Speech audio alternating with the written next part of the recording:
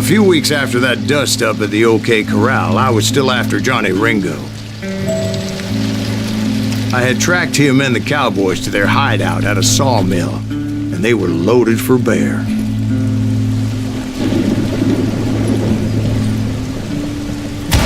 So, what exactly did Johnny Ringo do to piss you off? Well, him and that other bastard. Roscoe Bob Bryant? Yep. They both deserve to die, and I promise I'll tell you why. But first I need to tell you about the Cowboys' new boss, Curly Bill Brocious. Herb's coming! Get ready, boys.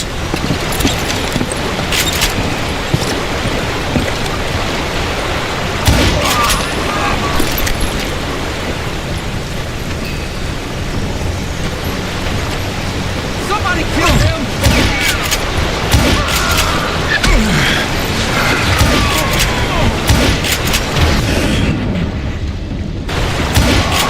Curly Bill took charge of the Cowboys upon the old man's demise, and after that gunfight at the OK Corral, the Clantons wanted revenge.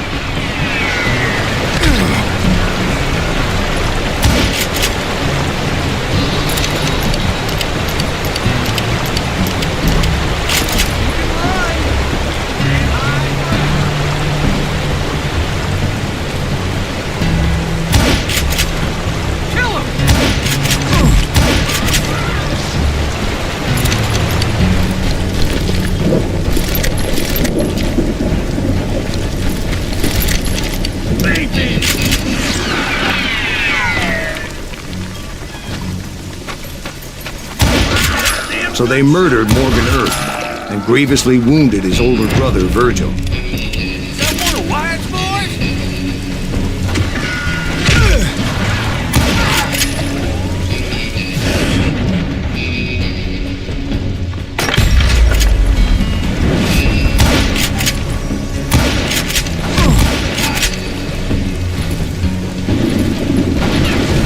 Just shoot the son of a bitch!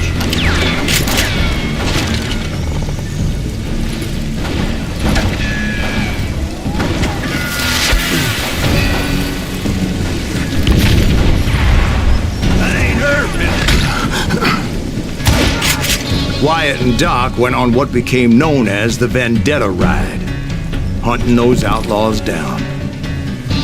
So when I showed up, that's who they thought I was.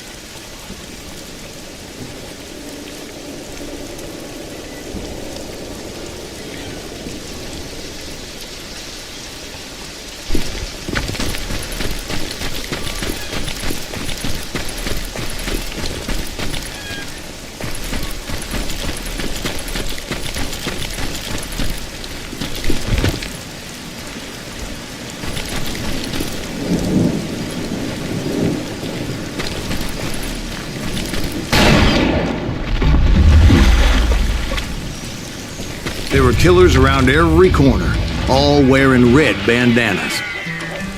That's how the cowboys identified each other. And I was beginning to wish I had one myself.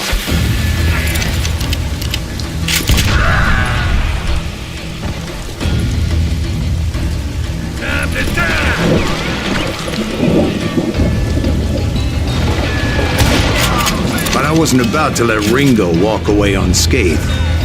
And that's what drove me forward. Middle-ate that sucker!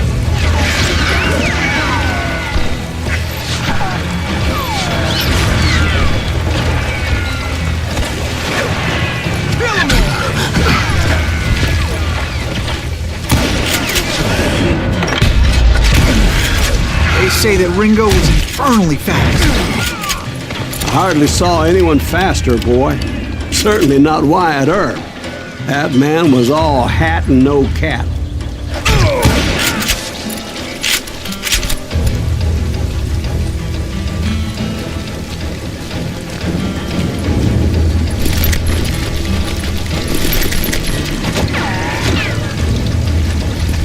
God damn, he's hard to hit!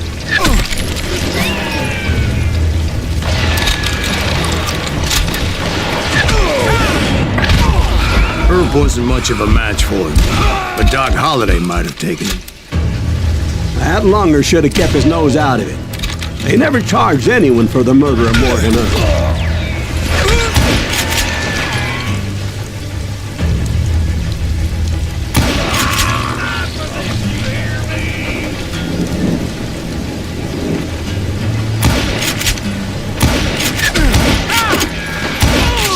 But everybody knew that Curly shot him in the back.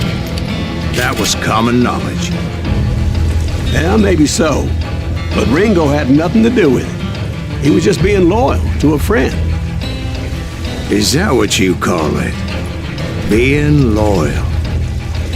Well, to get to that loyal friend, I had to pass by some buzzsaws as big as a man.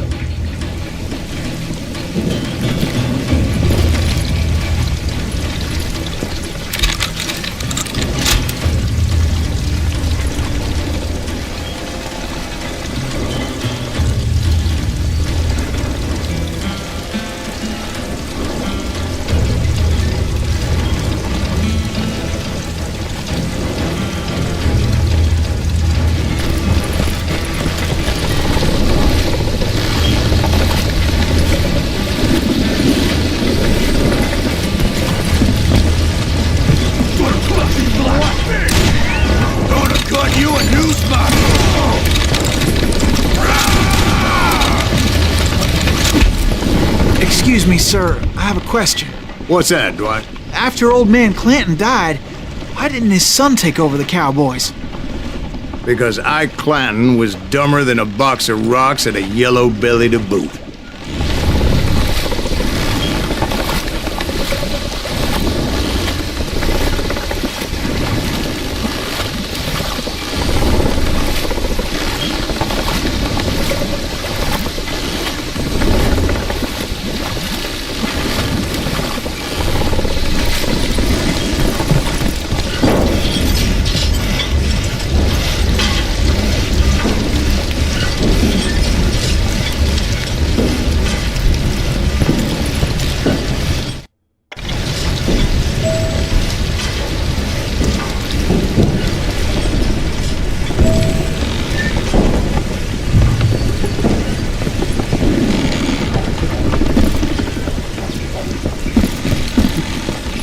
Now, where was I?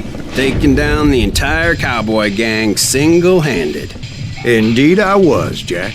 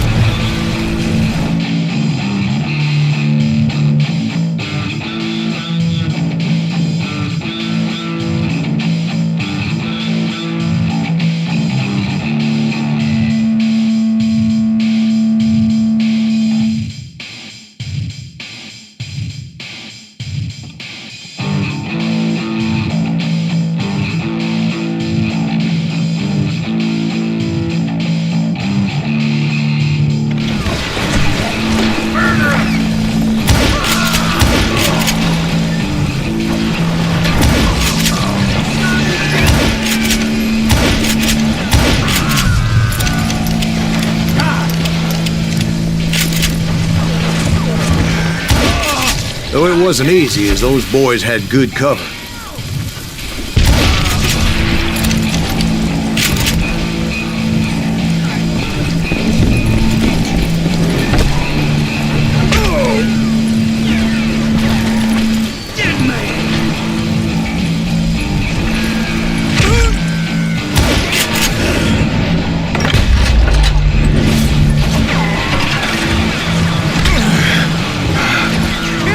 Keep missing.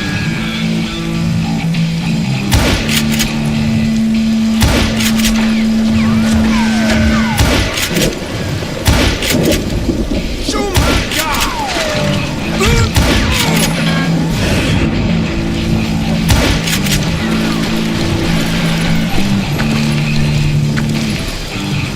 We'll have to do everything.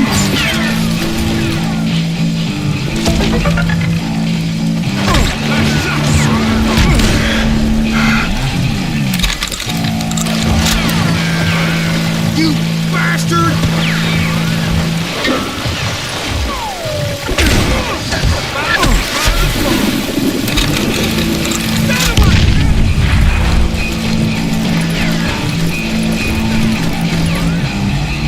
Kill him already!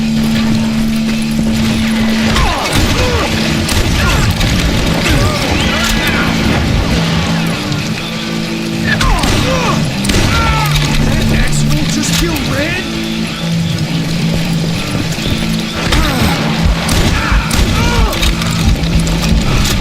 You can't hide from me!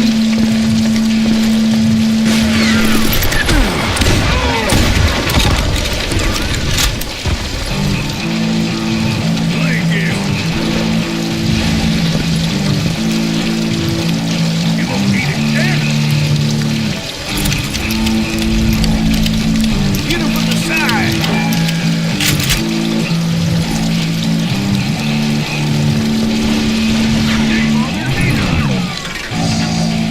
There he is.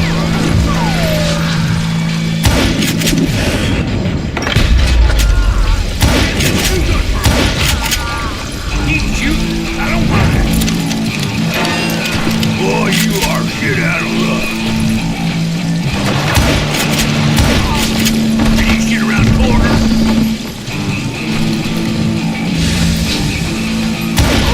Don't let that asshole get away with this.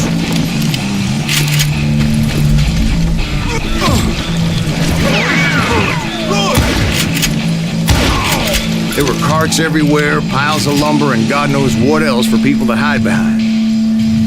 That really was one hell of a sawmill. Quite an impressive operation.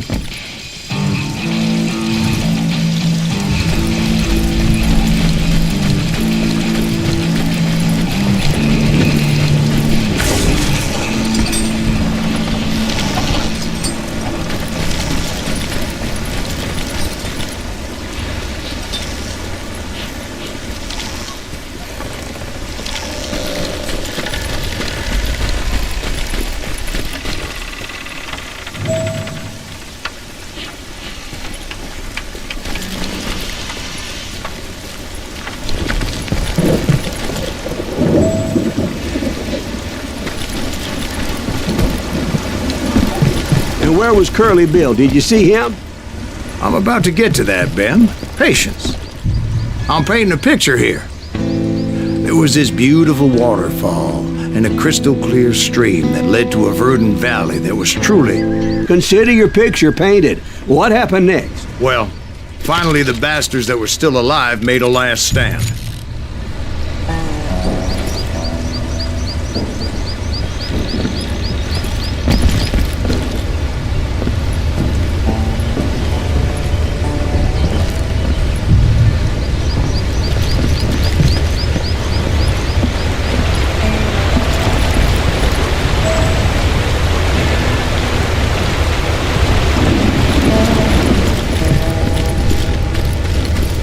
Curly Bill, Johnny Ringo, and his compadres took off into the lumber yard, and I followed after.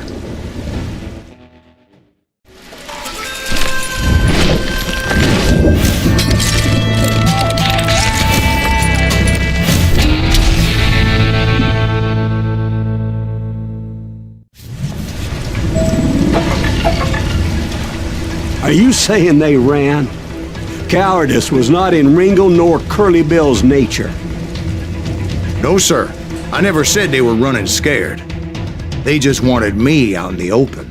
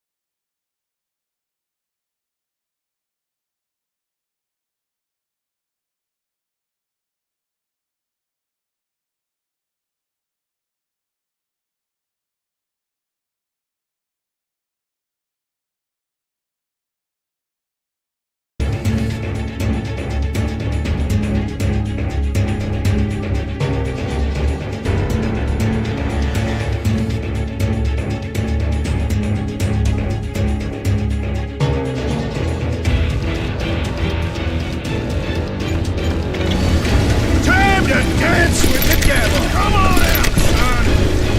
You working for Wyatt Earp? Did that sumbitch Earp send you to kill me? Be right here. See what you got.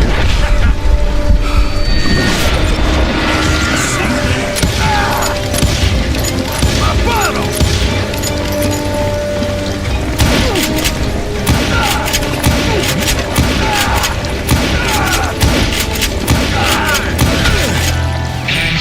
Brocious gave me no choice but to take his life. But Ringo was nowhere to be found. I knew you didn't kill Ringo, because he was found dead in a different location altogether. To this day, his killer is still unknown. Indeed. Took me a few months before I finally tracked his ass to West Turkey Creek Canyon.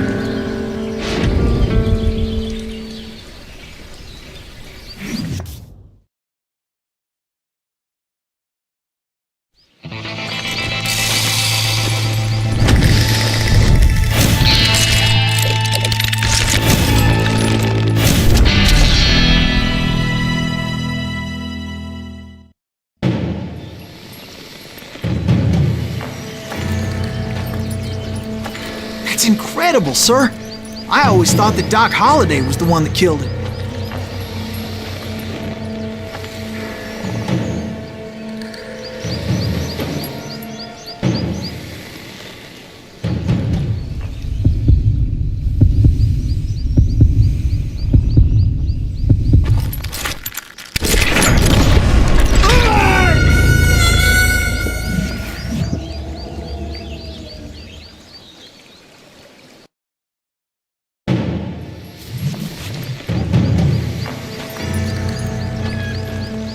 That's incredible, sir.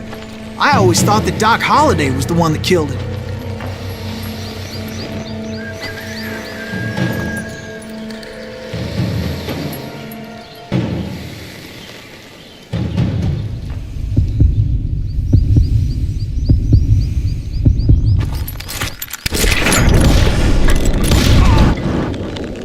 Sorry I had to ruin the legend for you, boy.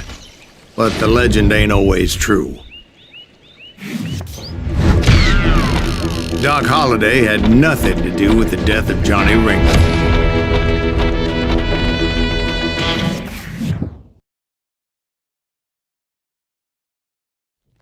I was paid a healthy bounty for Ringo and Curly Bill, and realized there was real money to be made. That's why I went after Henry Plummer.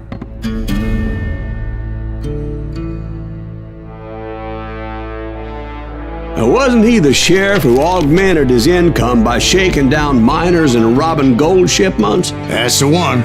Oh, yeah, I remember him. He ran that gang of thieving outlaws called the Innocents. So it's true that you went toe-to-toe with him? Indeed I did, son. Indeed I did.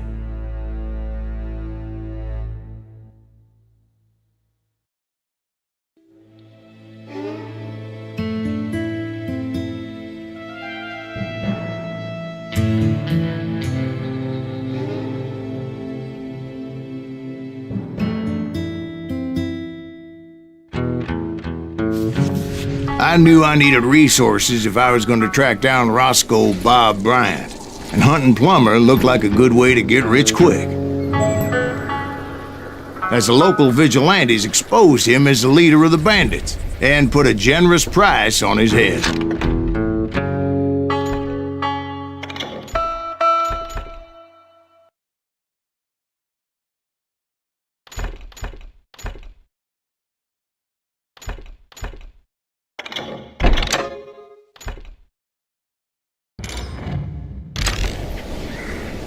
Plummer rallied his gang to plunder one last gold mine before making their escape, and that's where I thought I'd find him.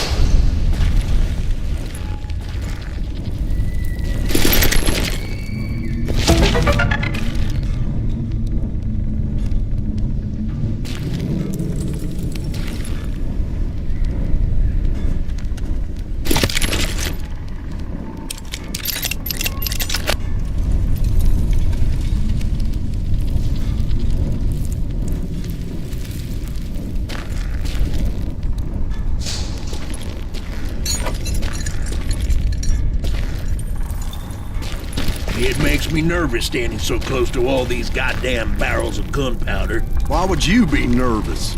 No one has the cojones to come after us. As long as you don't light up a cigar, we're fine. Besides, George is up there on the rocks with that rifle of his. Nothing gets past him.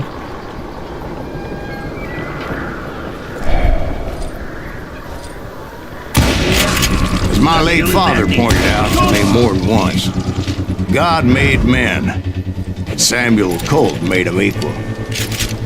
Time to die!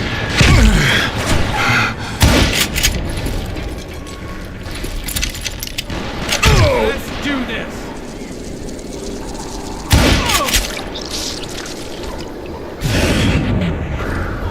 Come out from behind there!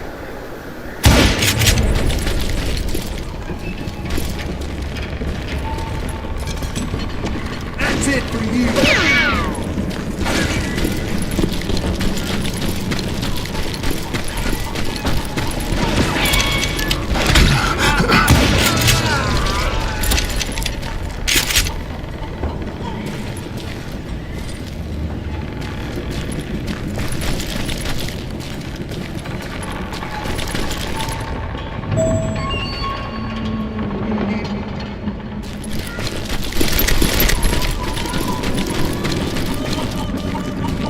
I knew that dynamite wasn't mine, so I decided the polite thing would be to return it.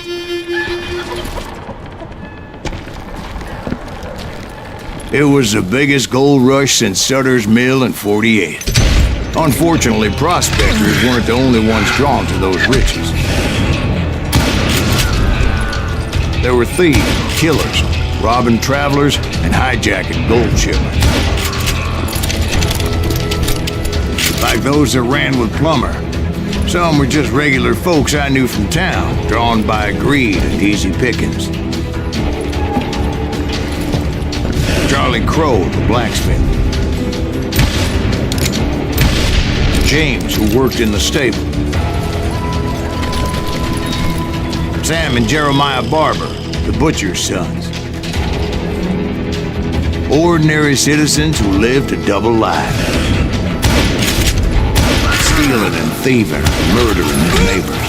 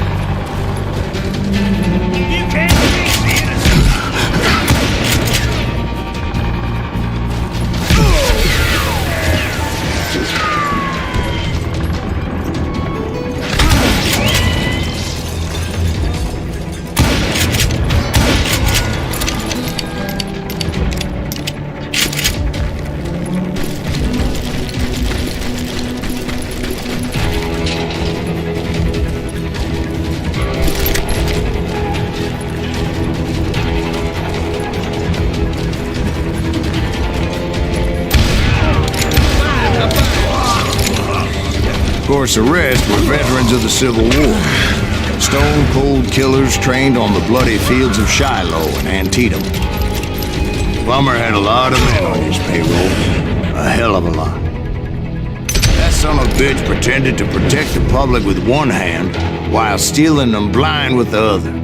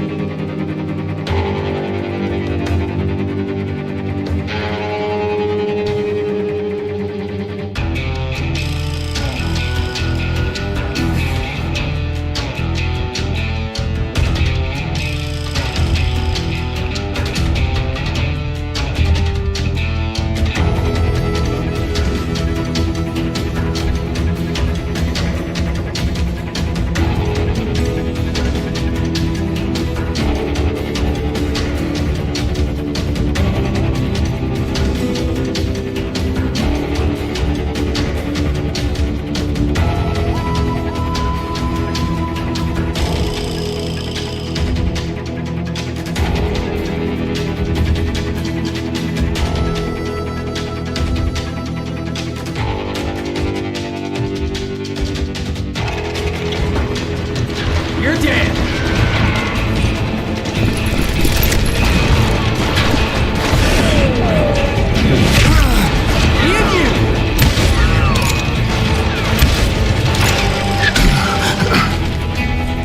I'm putting you down.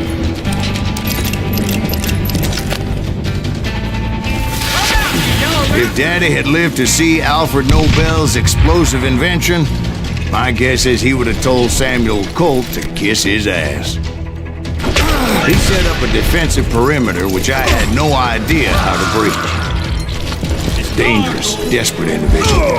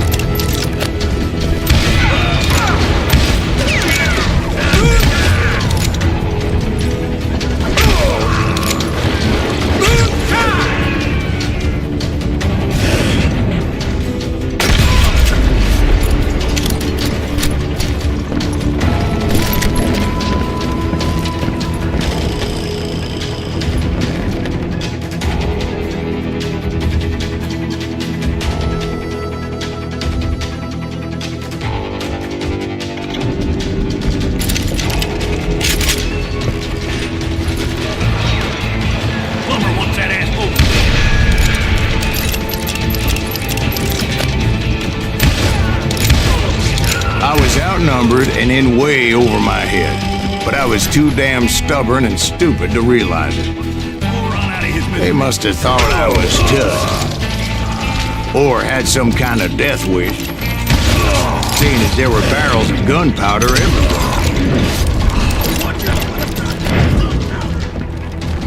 One stray bullet, one stray spark, and I'd be blown to hell and gone. Did I have any second thoughts about what I was doing? I thought I was some kind of hero.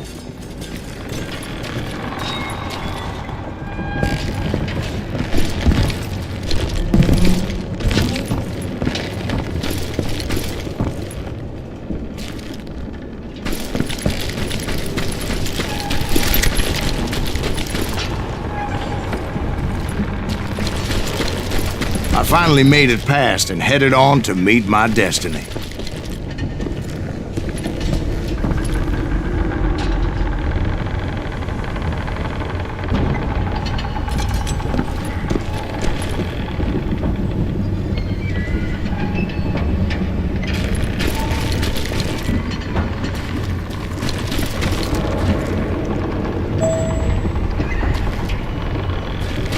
But first, I had something I needed to figure out. I had a few ideas on how to get into that mine, but once I made my decision, I knew there was no turning back. So my first thought was to enter the nearest mine portal. I saw an entrance. Made sense. I'm here. It was the quickest way in, But that also made it more dangerous, You can't as there would undoubtedly be enemy pickets posted along the way. You can ride, but you can't hide. Plumber wants that asshole dead.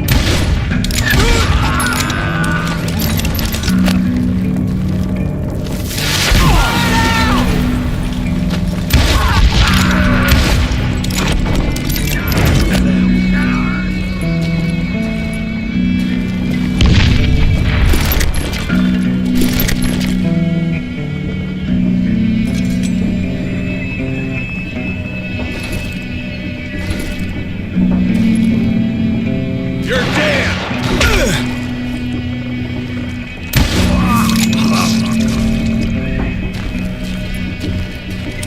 Besides, once you enter a mine like that, it's easy to get all turned around. And that confusing maze of corridors wouldn't even be the worst of it. Some of those shafts could be as deep as hell.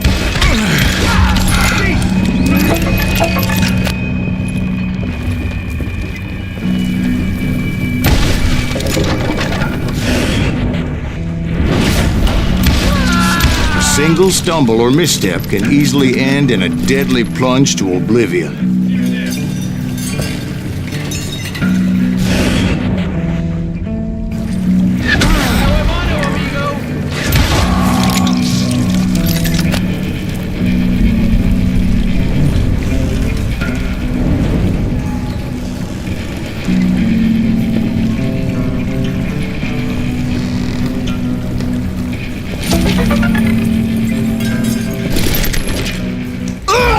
This is why I do not like heights.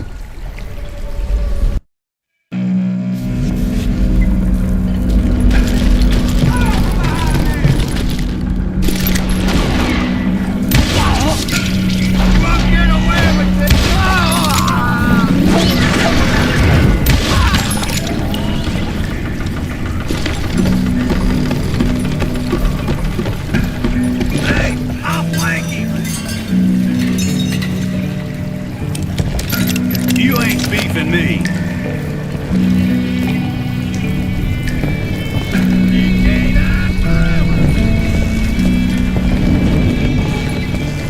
I will drop you down a mine shaft. Quick reflexes often make up for a lack of common sense. Luckily, I was never one to be easily bushwhacked.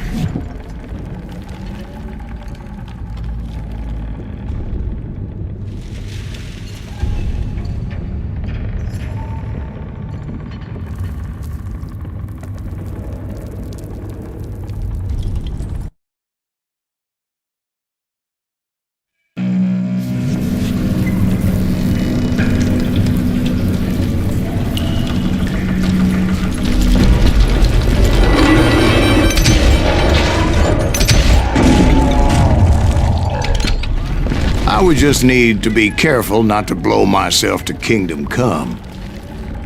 With all that gunpowder and dynamite everywhere, the body has to know what he's shooting at.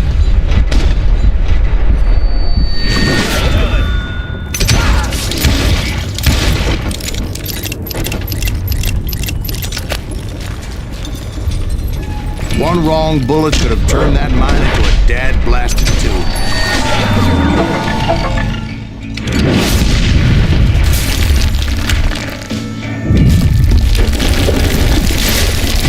I freely admit that my plan of attack was not just moronic, but clearly insane.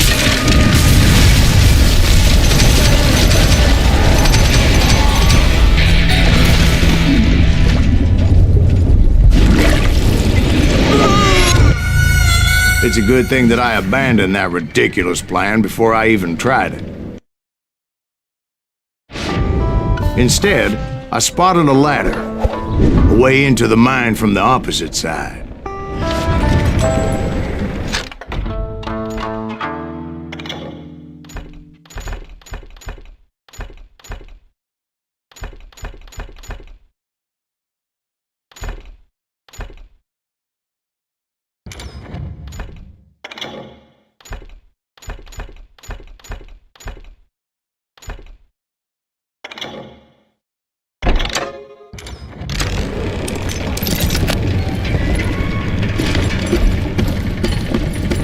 was a long way around, but that approach seemed more sensible at the time. Of course, being I had a problem with heights, that scaffolding scared the bejesus out of me. Climbing down that ladder required some caution, because even though I had a younger man's reflexes, no man can dodge a damn bullet while climbing down a rickety ladder. I needed to make a leap of faith, which ain't easy when you're suspended between heaven and hell.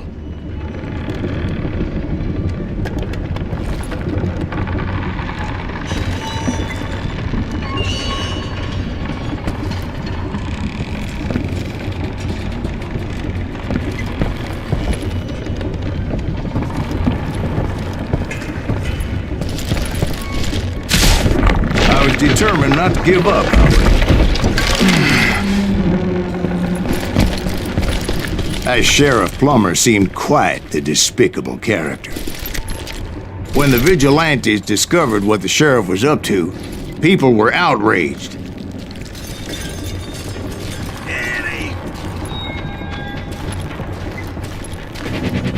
That $10,000 they put on his head would go a long way to helping me find old Bob.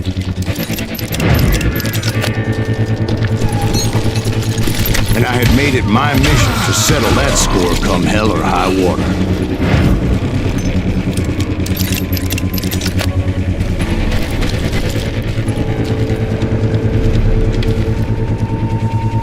But first, I would have to make a choice. Take the elevator or climb the ladder.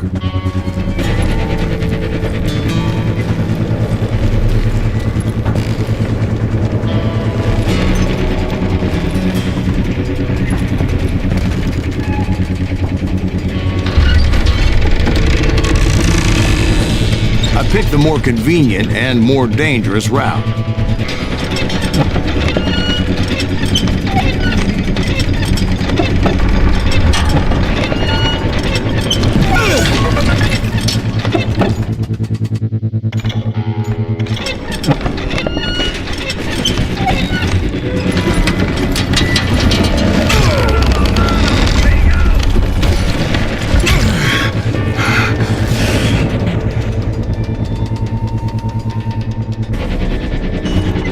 You ain't beef.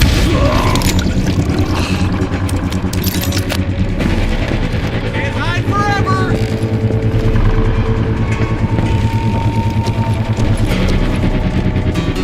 You're dead.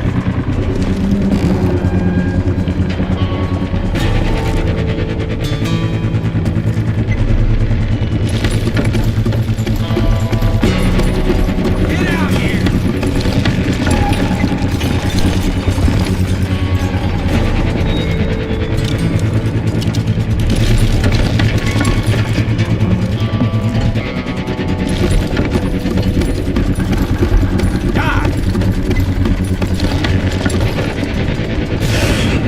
Had enough?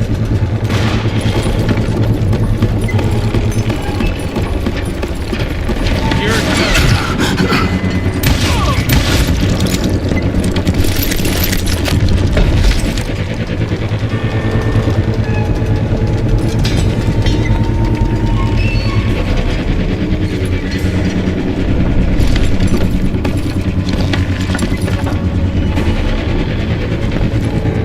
Plummer was a mad dog killer, and the people of Nevada City deserved better.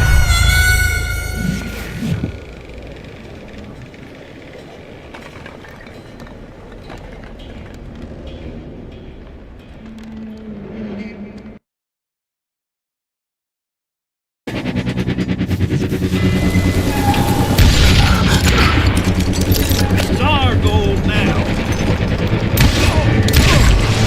Right, well, he was the sheriff of both places at one time or another, but that's neither here nor there.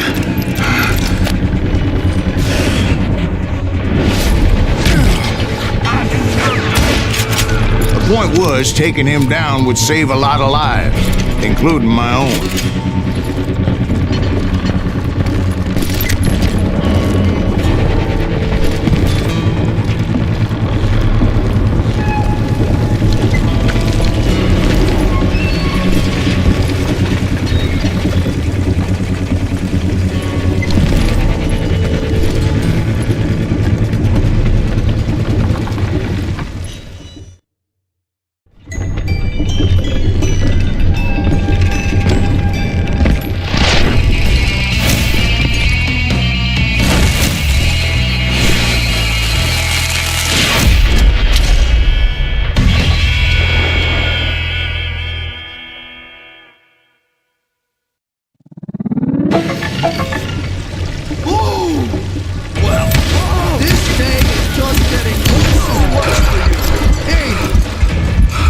Henry Plummer was clearly unhinged, and I could see right away that this was gonna take some doing.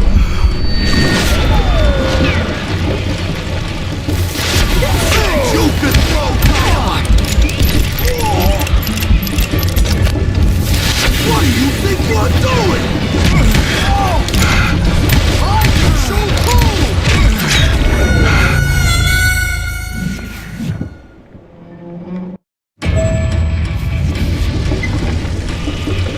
They're gonna need a dustpan to pick you up! You can shoot! Why can't you aim? Give it ya! Run!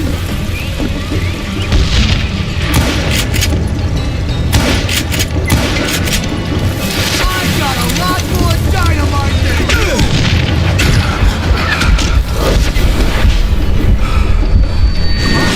All medieval on your ass! This cocksucker is smarter than he looks!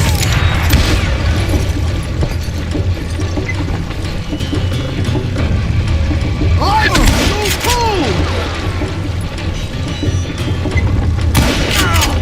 They're gonna bury you in a million pieces! Said you could throw dynamite!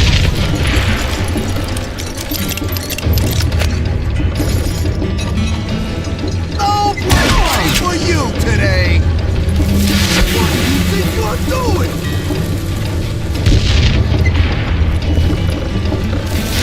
Run!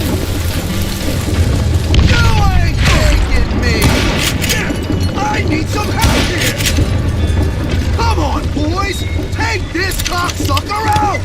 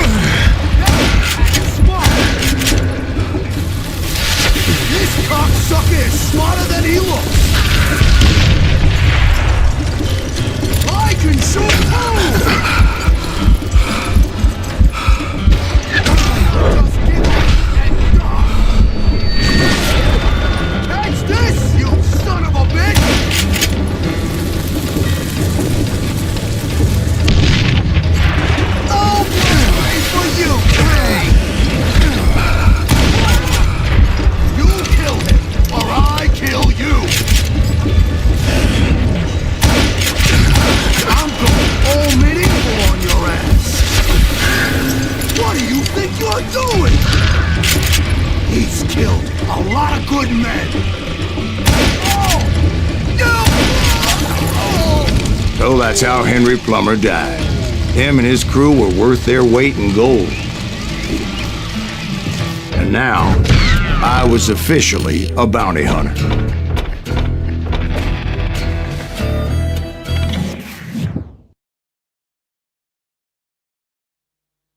So, did you finally go after that Bob feller? Well, I heard word he was in Kansas with John Wesley Hardin. So that's where I went. Where in Kansas? Abilene. Why do you ask, Ben? No reason. Was Hardin as fast as Ringo? Ringo was fast, but John Wesley was as fast as the devil himself.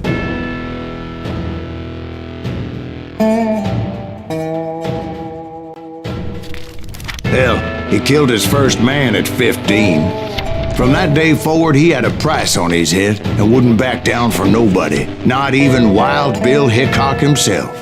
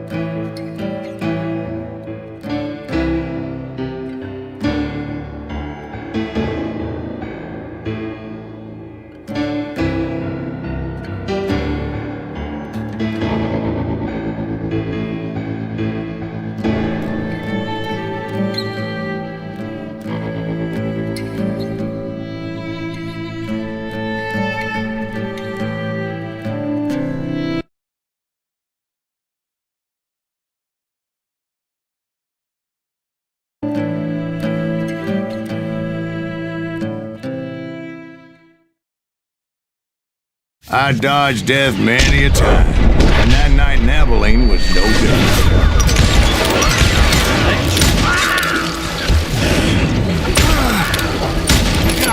I was there with the intention of finding that bastard Bob and collecting the bounty on John Wesley.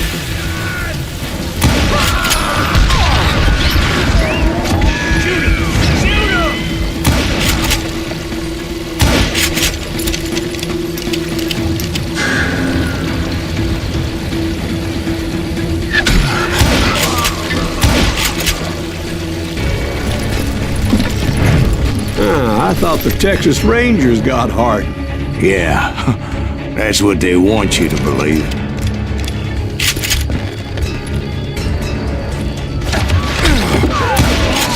It was coldin' a witch's tit and a brass bra that night as I fought my way past his loyal compadres to the very same saloon we're sitting in today.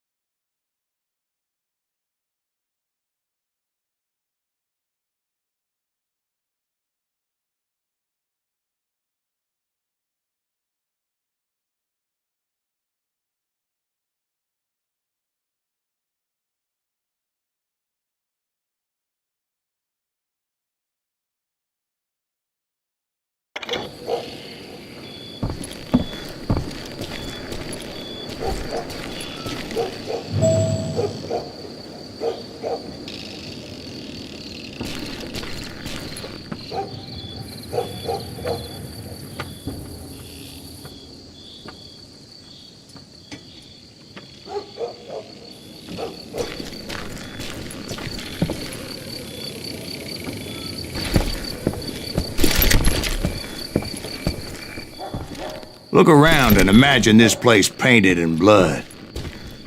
Hardin was waiting for me, and...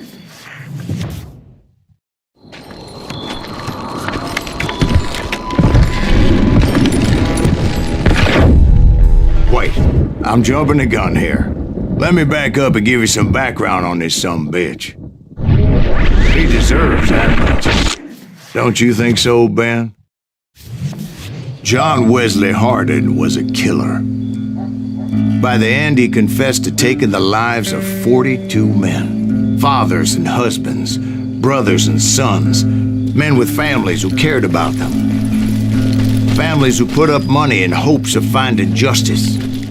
He was a bona fide folk hero by then, and had amassed a gang of armed miscreants and other assorted thugs. He and his men set up camp outside of town, and I was hoping Bob was among them. Shit, it's cold out here. I'm freezing my giblets off. Ain't right, we gotta stay out here keeping watch like this. Ain't nobody stupid enough to go after Hardhead anyway. Better 3 hours early than a minute too late. God damn it! Shoot that son of a bitch! They didn't ask why I was there. They knew. As most of them were wanted as well. I figured Hardin was here somewhere, but to get to him, I'd have to get past his gun hand. And that was easier said than done, as most of them were as foolish and full of bravado as I was.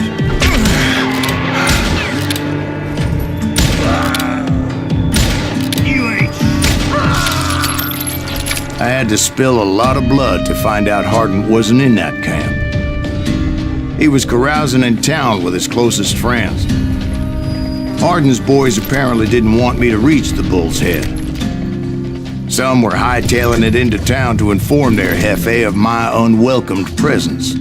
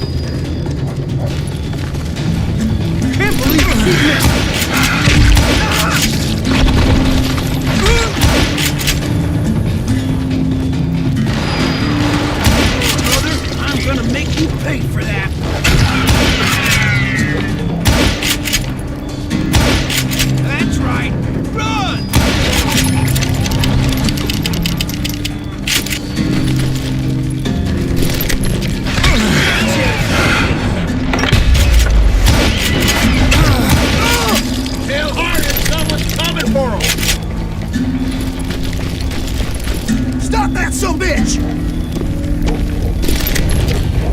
Let the boys know we got another law dog.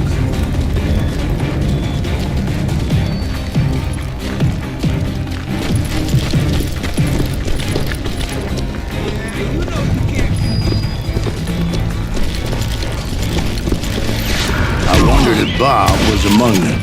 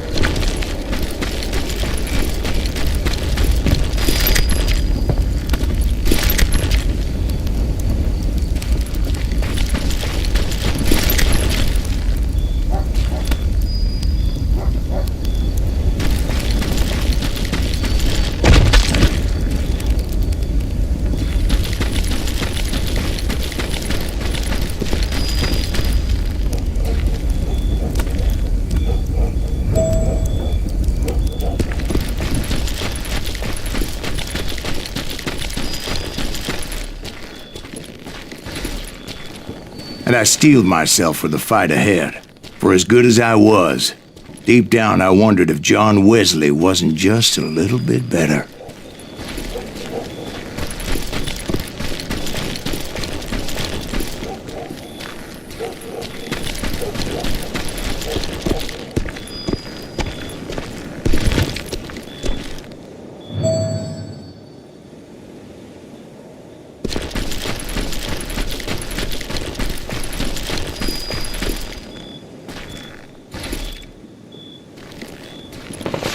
Before I could test my mettle against Hardin, however, I would first need to dispatch his cadre of hired killers.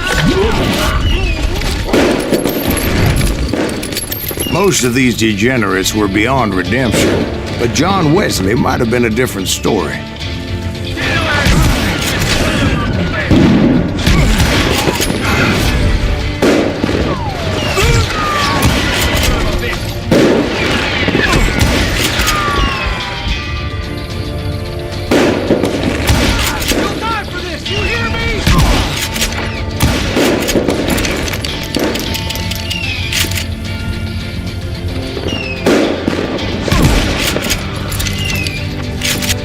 I didn't learn until later that that night was in fact his birthday celebration.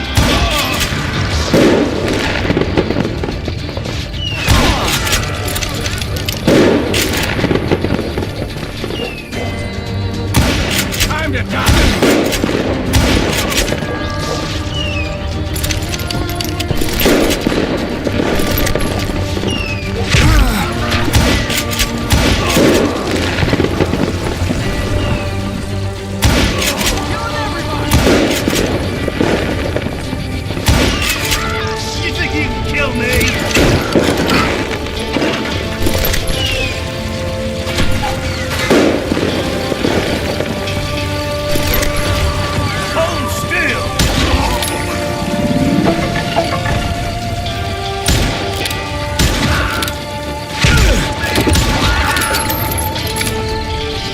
I think I already mentioned that I found Hardin in this very saloon. Suffice it to say, nobody there was happy to see me.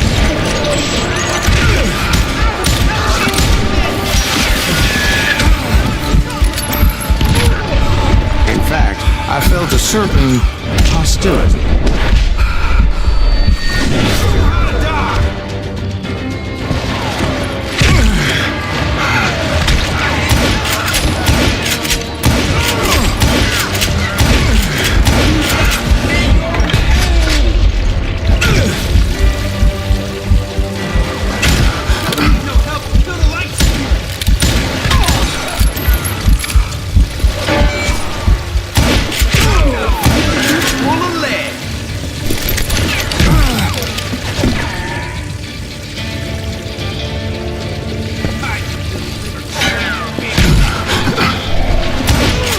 I was disappointed that neither Bob nor John Wesley were among the dead.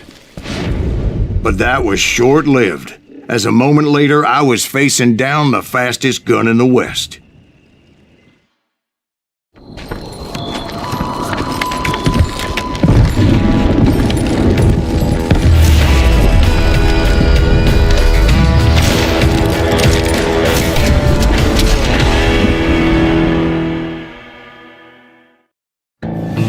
I felt a bolt of adrenaline, or maybe that was fear. He was well known for his tricks, and I knew I'd need my own if I was ever to defeat him.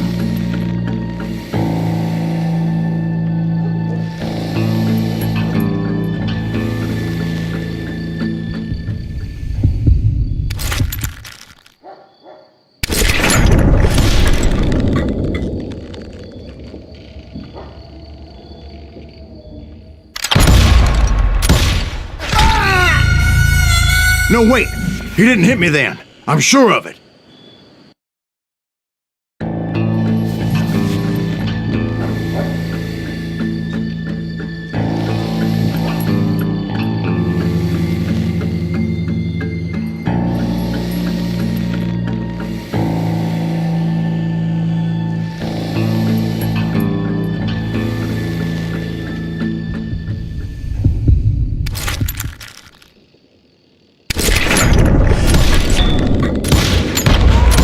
That man was faster than greased lightning, but being inebriated as he was, he didn't count his shots. And now, he was at my mercy.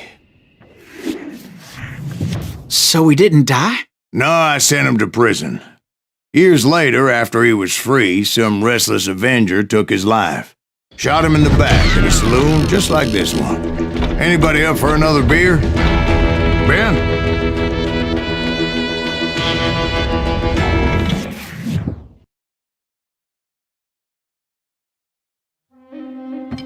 Thank you, darling. Yeah, some say revenge is a dish best served cold. So whatever happened to that Bob guy you were after? Personally, I'd like to hear some of your other adventures. Like, I don't know, did you ever go toe-to-toe with a red man?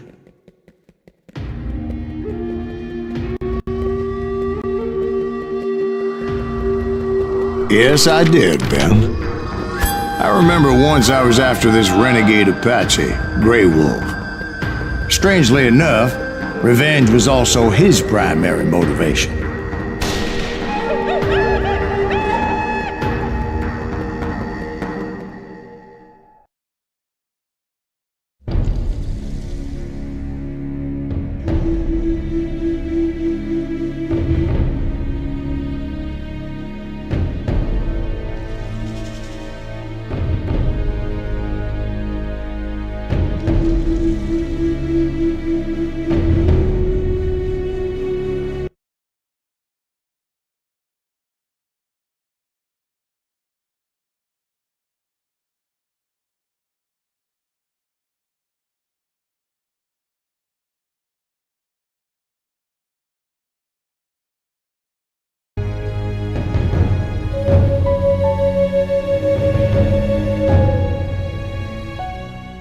A bounty was put on Grey Wolf's head, and that's how I came to hunt him in the mountains. Mountains so high they tickled the nether regions of heaven.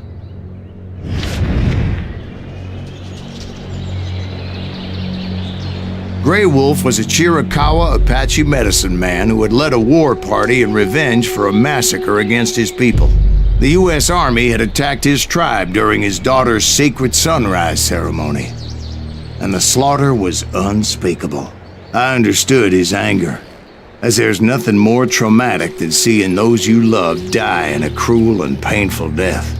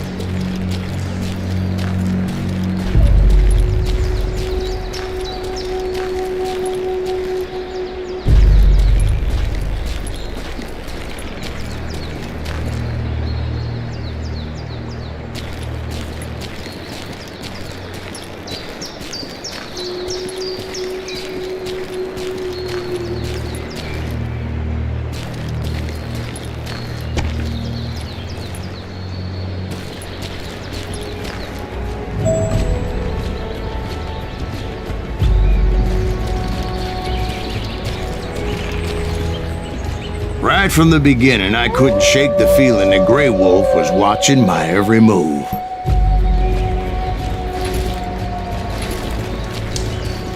He led a band of young Apache warriors who wanted retribution and were more than willing to die for him.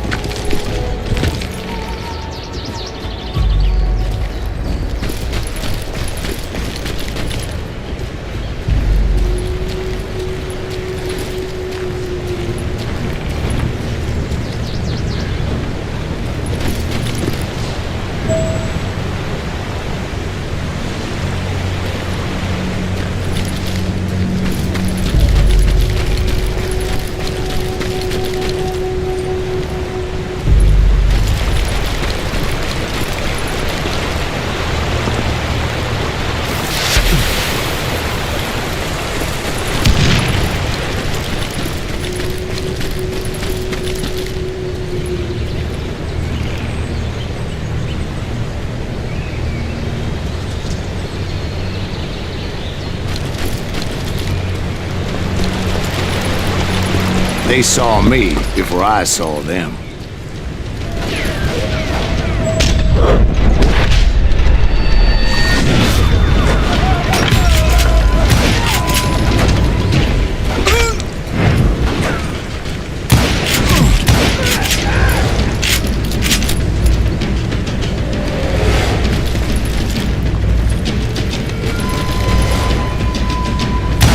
crossed my mind that maybe this wasn't such a good idea. But now that the shooting had started, there was no backing down.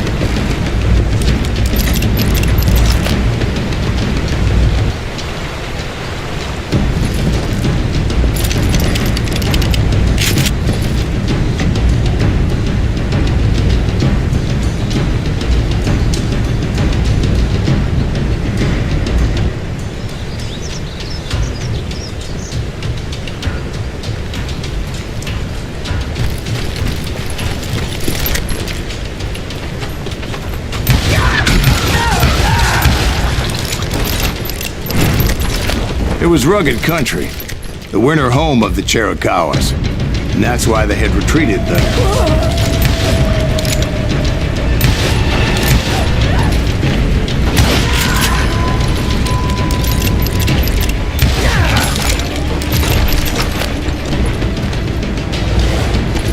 I admit to having some regrets about going after them the way I did.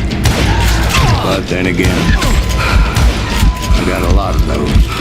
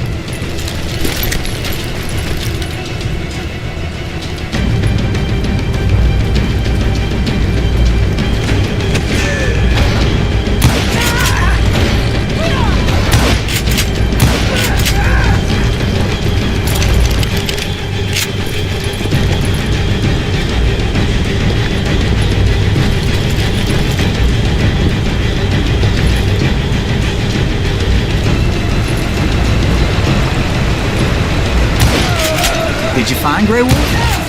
Not at that moment, but I did find the entrance to their hideout.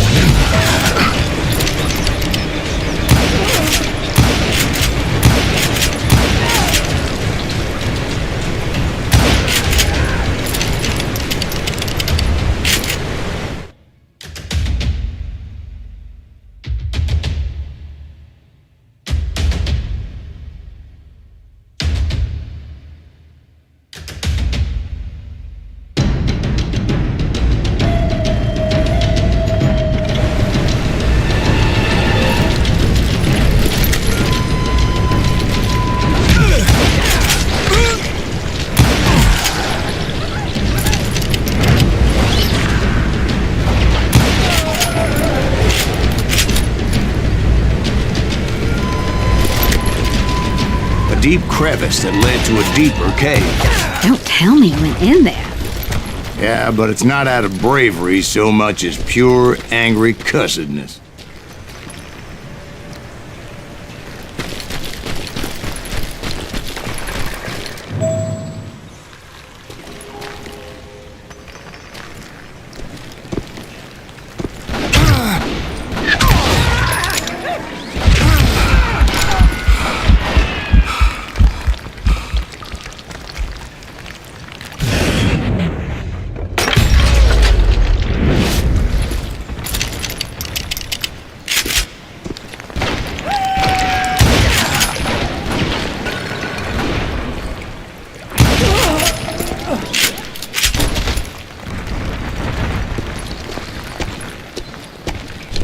See, back then, I had a stubborn streak a mile wide, and I wasn't about to back down.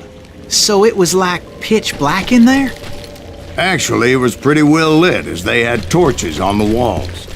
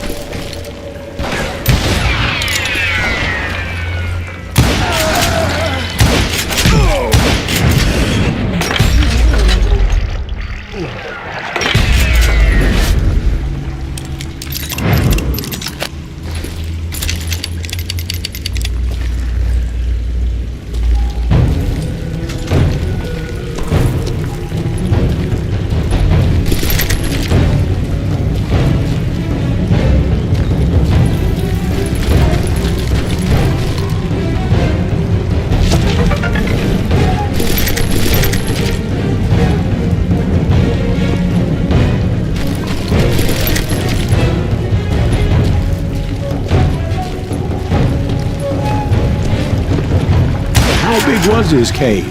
Big as hell, Ben. Chiricahua had hid out there during the Indian Wars.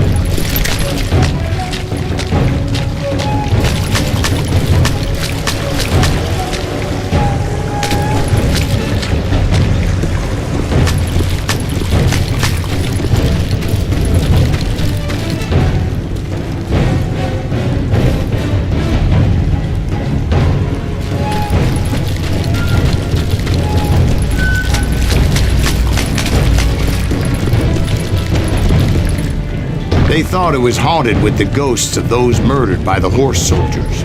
The cave was haunted with dead Indian ghosts? To be honest, I was more concerned with the live ones than the dead ones.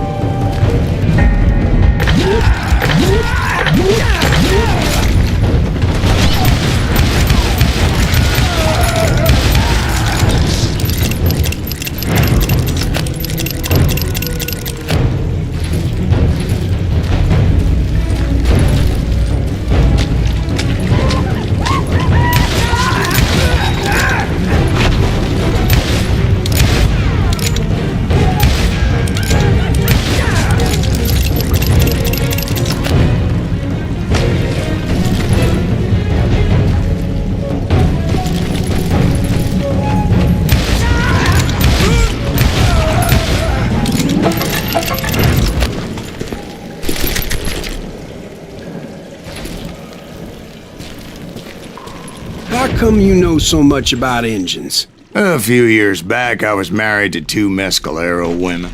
At the same time? Yeah, they were sisters. Polygyny is traditional among the Mescalero. So what happened? Oh, I had to get out of there. Those girls never shut up. Both of them nagging at me all the time. Drove me half crazy. Haven't seen them since. No, I mean, what happened with Grey Wolf? Oh, well, I pursued him into the Cave of Death.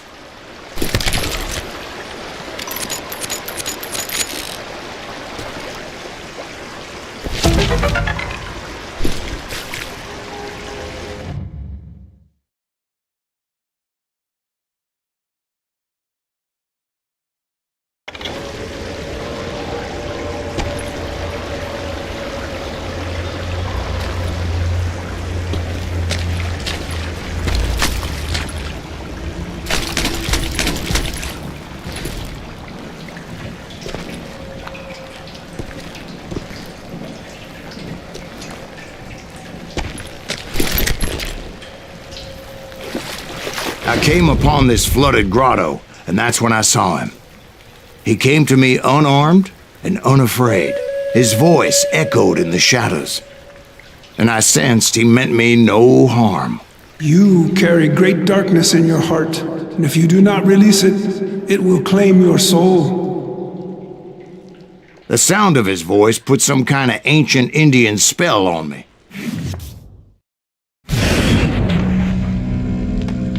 As his story unfolded in my mind, you will come to this place again and kill many more men, and the darkness will grow until it consumes everything that you are. The soul would have no rainbow if the eye had no tears. He said I was a great warrior, a coyote man, unequaled by any other pale-faced warrior, or something. The snakes will bite shadows of your past until a venom poisons your heart, and an echo of the song of the dead summons the spirits deep from within the mountains. I didn't quite get what he was saying, but there were definitely snakes. And indeed, his warriors surrounded me and attacked me like hungry wolverines.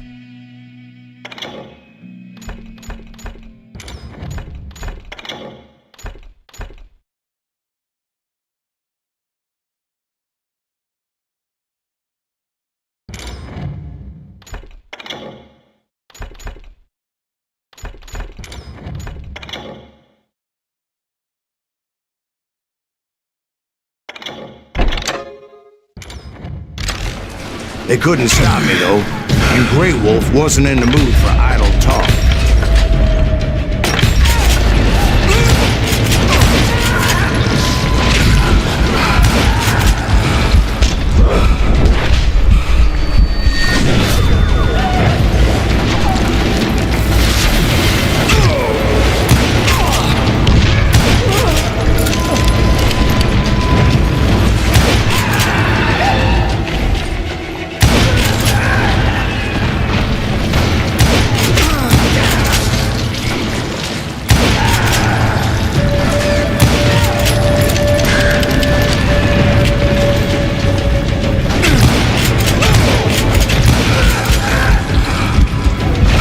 I swear I couldn't see any way out of this trap.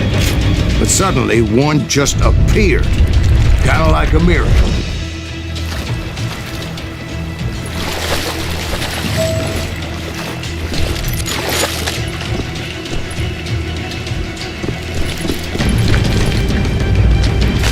I felt like I would be lost in that damn cave forever.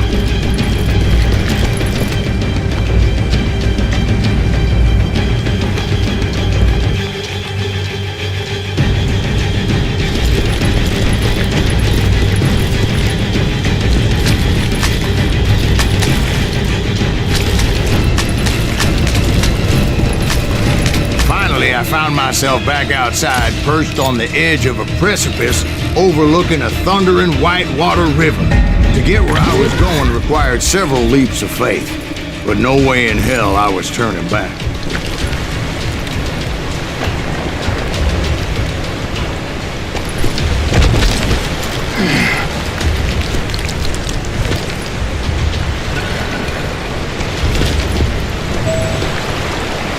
I chased after him, determined to make him explain the meaning of all that mumbo-jumbo. Mumbo-jumbo is right. Are you making this all up as you go? A few details may be fuzzy, brother, but I am relating exactly what happened to me. There were dozens of Apache warriors aiming at me from on high. Dozens? Well, maybe not dozens, but there was a lot of them. At least 3 or 4. Well, more than that, little lady.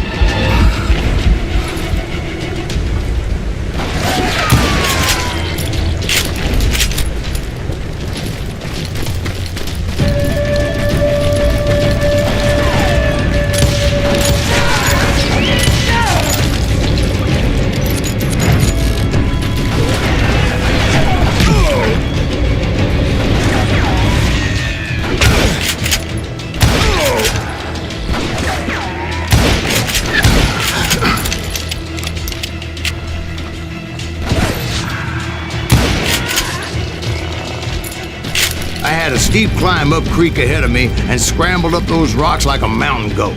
I was determined to locate Grey Wolf and find out exactly what the hell he was trying to tell me.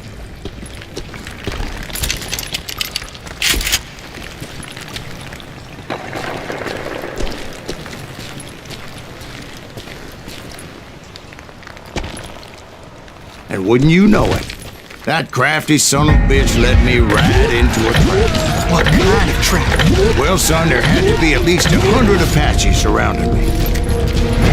100? God be my witness.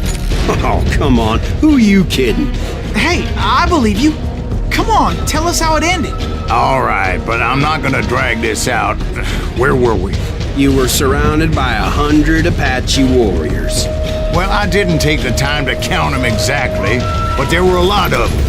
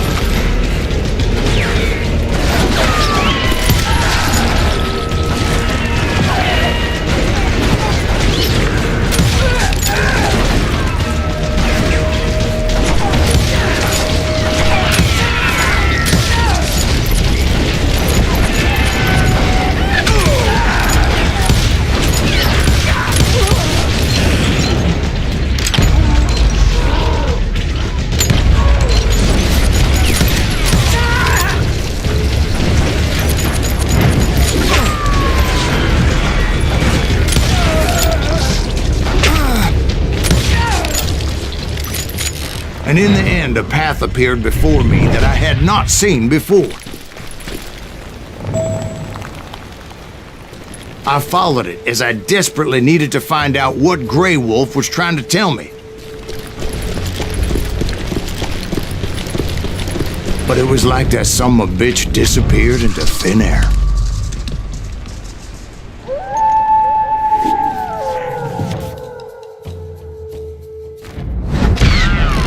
Never did find him.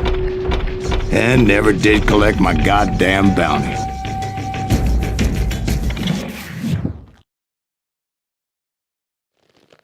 Thank you, darling. It's interesting how the truth can sometimes seem, might malleable, depending upon your point of view. Like how those dime novels make you out to be something you're not? Jack, don't be starting trouble. No, he's right. They do tend to exaggerate. Did they exaggerate your part in taking down the Daltons? Well, I was there in the flesh, boy, so I saw what happened firsthand.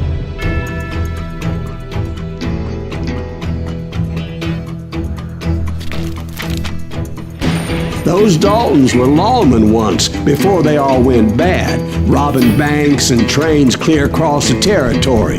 Until Coffeeville, of course. I was one of the citizens who took up arms that day. Fighting on the side of right? I did my best, sir. We all did.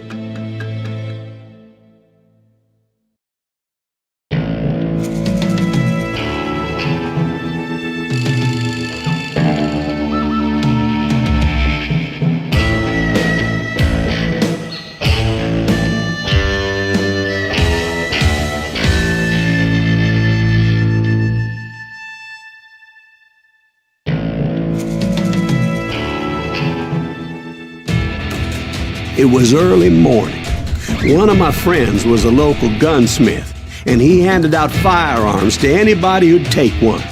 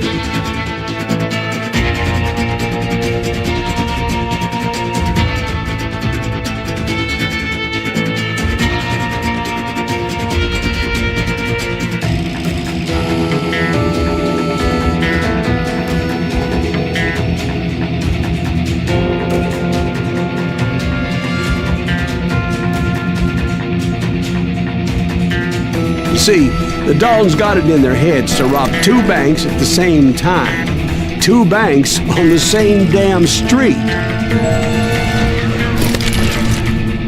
Get him, boy!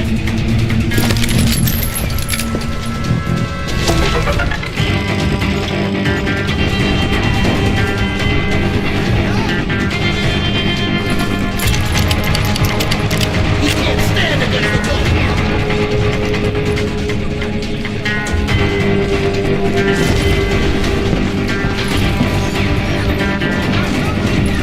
The story was Bob Dalton's girl was always writing him about how he had no ambition. Oh, you're nobody next to Jesse James, she'd say. Finally, the bastard took his brothers to Coffeyville just to shut her up.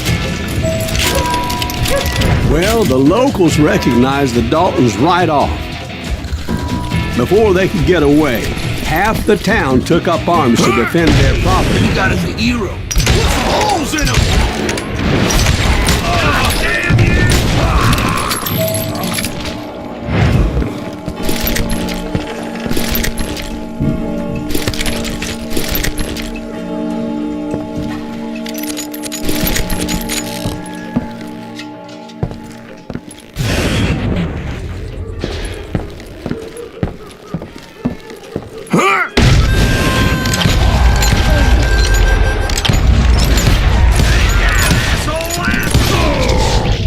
The brothers paid dearly for their stupidity, but everybody knows they had it coming. There's more to it than that. I read all about that day, so I know for a fact that it went down very differently.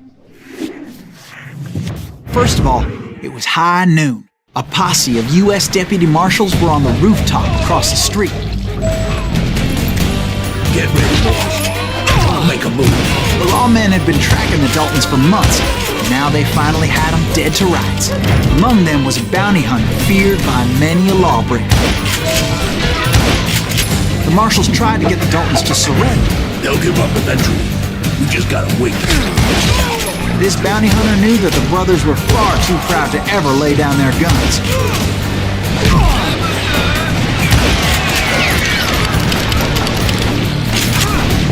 So he went in there alone to confront those criminals. One of the marshals shouted, "Where are you going? Are you crazy?" Hey, where do you think you're going, dumbass? That rifle's mine. But he paid him no mind.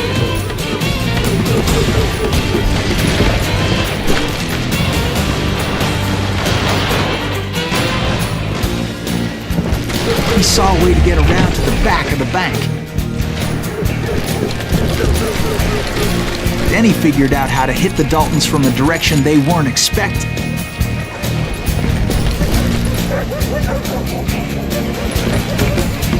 From above. Fortunately, a water tower was right there. A moment later, he was climbing up a steep ladder, laughing at danger as he did. It was brave men like him who risked their lives to tame this wild country.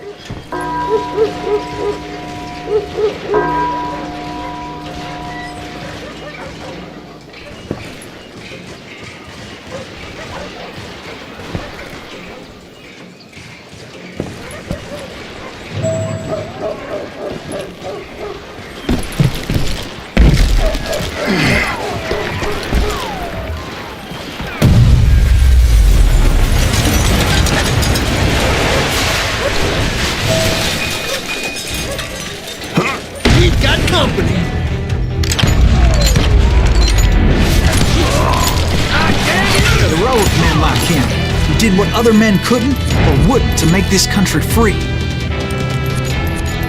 Like Jim Bowie and Davy Crockett, who died defending the Alamo.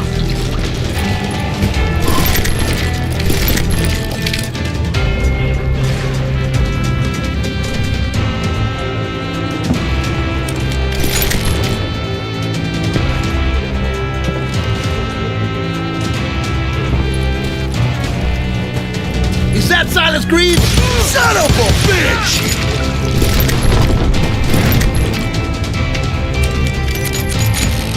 Show yourself, coward! You're a gunner!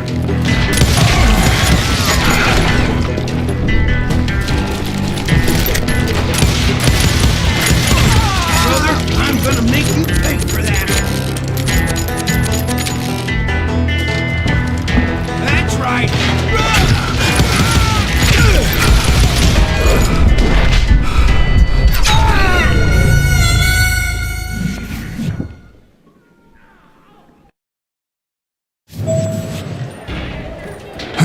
We've got company.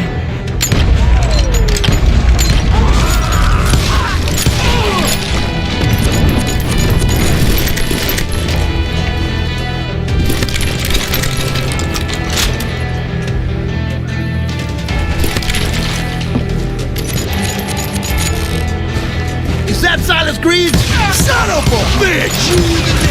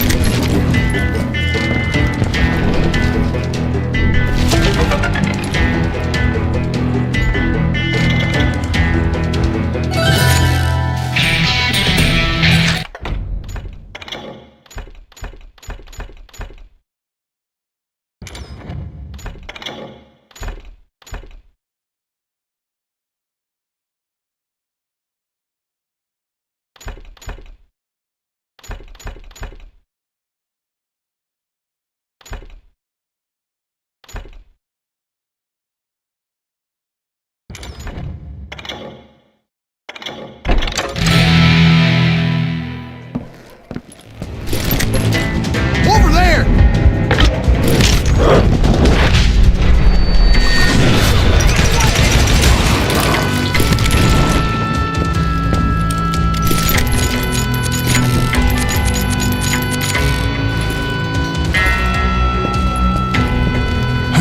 That's Silas Greaves! What the hell? Blam! Blam! He came away victorious, taking down those thieving Daltons.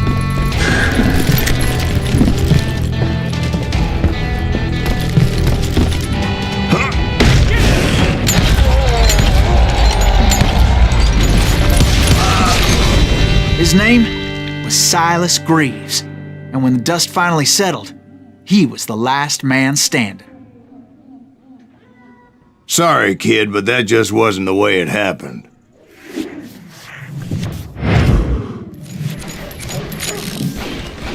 It was early evening, not high noon.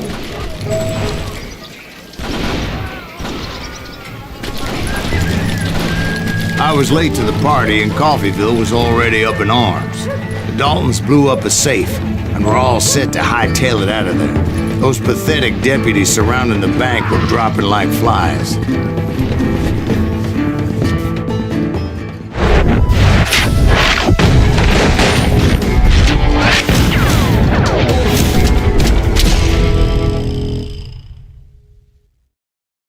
I'd been tracking those jokers for months, waiting for them to do something reckless.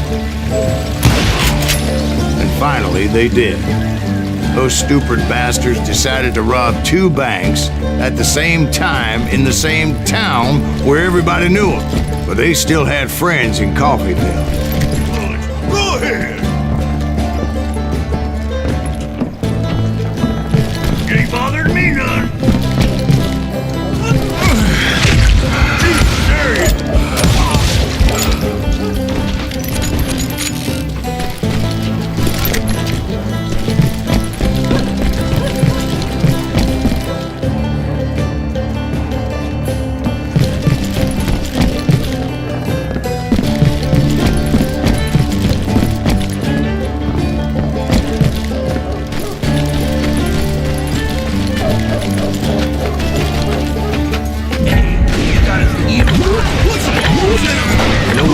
Came after me like a pack of wild dogs, tooth and nail.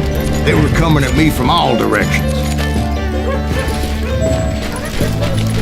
I caught sight of the Daltons running with the money and didn't want to lose it. Problem was, they knew the town better than I did. And to top it off, I found myself in the middle of another shootout entirely. Did the Daltons hole up in somebody's house? No, it was the Smiths, I believe. They were cousins of the Daltons. And they were shooting at the Browns, who were shooting at the Daltons. Which wasn't any surprise, because those two families have been feuding forever. And since the Joneses are related to the Browns, they shot at the Smiths, pissing off the Heimhoffers, whose daughter recently married a Smith. Well, bullets were flying every which way as all the old feuds in Kansas caught fire all at once. There was a hell of a lot of pissed off people in Coffeyville that day. But that's just the way life is sometimes. Shit happens.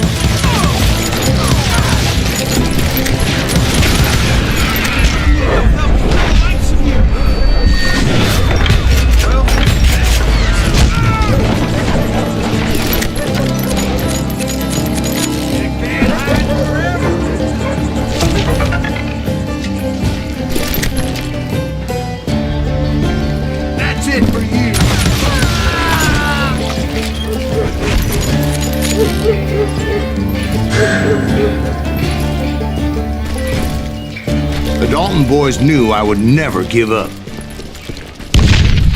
Those Daltons weren't the sharpest knives in the drawer, but they always stood together. They set a trap to slow me down and allow at least two of them to escape. The third brother stayed behind to plant me, just in case that trap of theirs didn't work.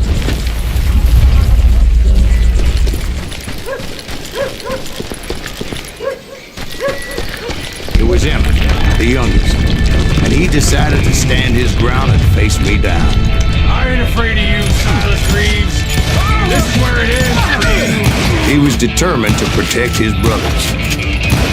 I understood how he felt. Taking me on all by his lonesome wasn't exactly a recipe for a bonfire.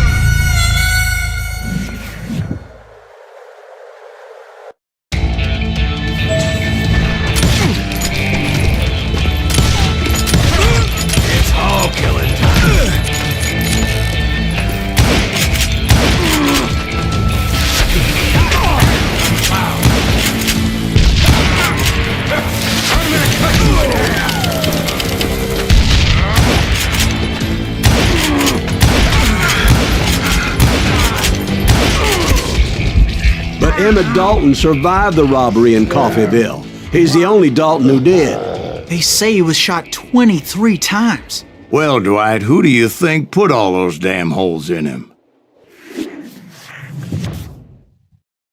But I have to admit, that boy had grit.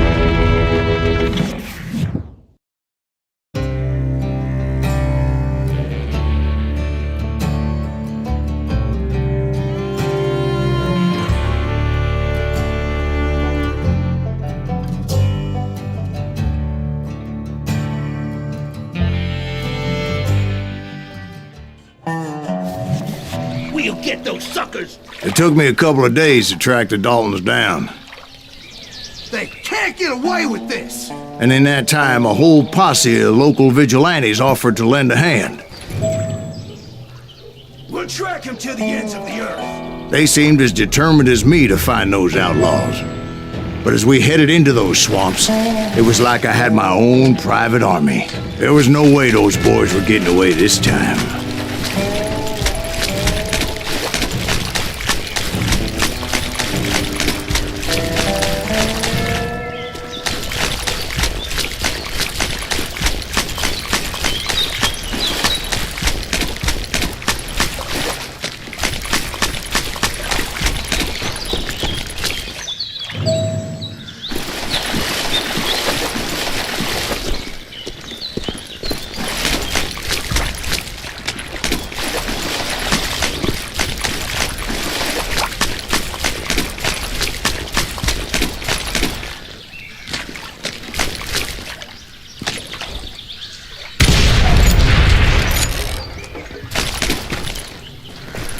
It was early fall, right?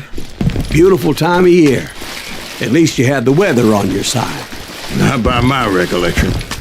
It was damp and foggy as hell. It was tough to stay on a true course, so we kept an eye out for landmarks.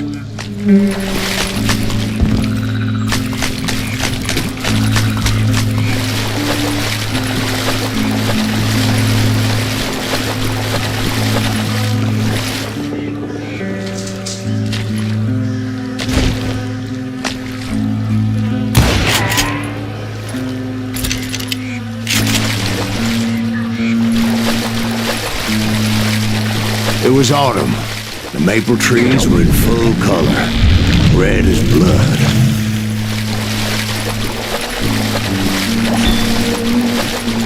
The rains that year were torrential, so the whole area was flooded. The vigilantes had spread out wide, and pretty soon I couldn't see anybody.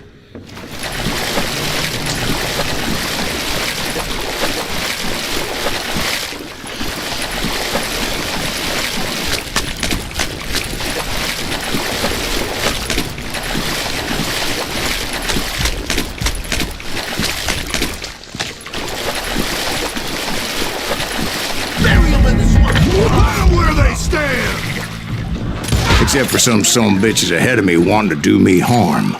So I had to face them alone. I wondered why my compatriots didn't come running when they heard the shots.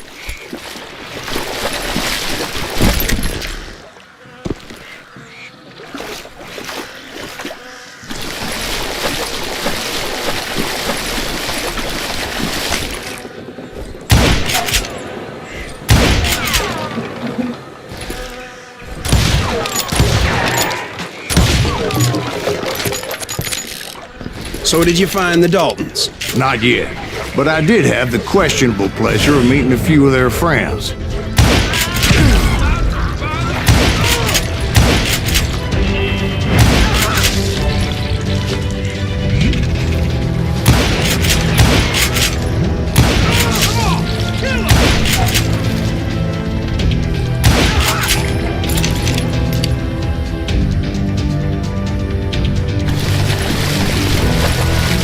The boys had established quite a reputation by that time, so they attracted all manner of riffraff to their cause.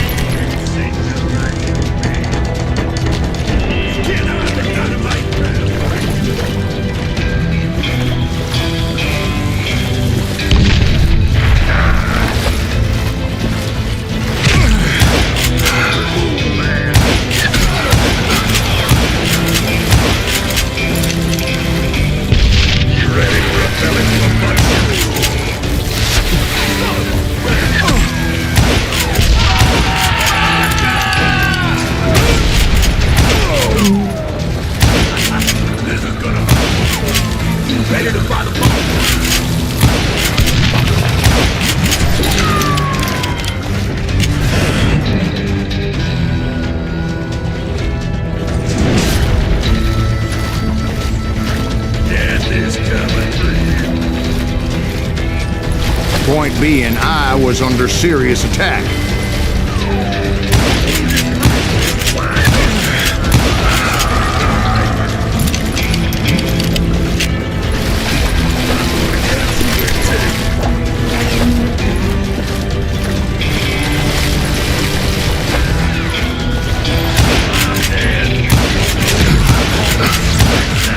My reinforcements was nowhere to be seen.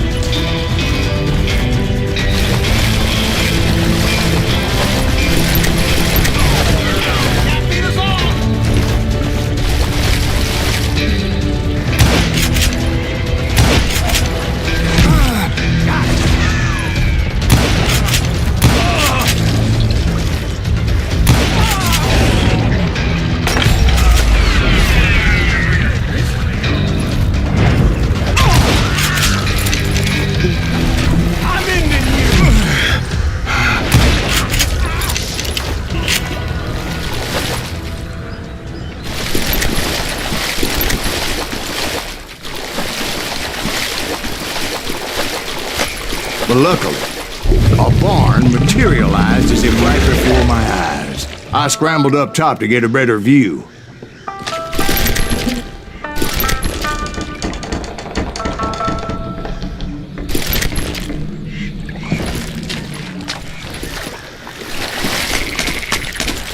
But just ended up falling inside. So, how did you get out? The barn doors was open. About right then, I saw some suspicious characters running for the bushes. Of course, I followed them. But that goddamn swamp was like a goddamn maze, and pretty soon I had no goddamn idea where I was. Steve? So I just started walking, and pretty soon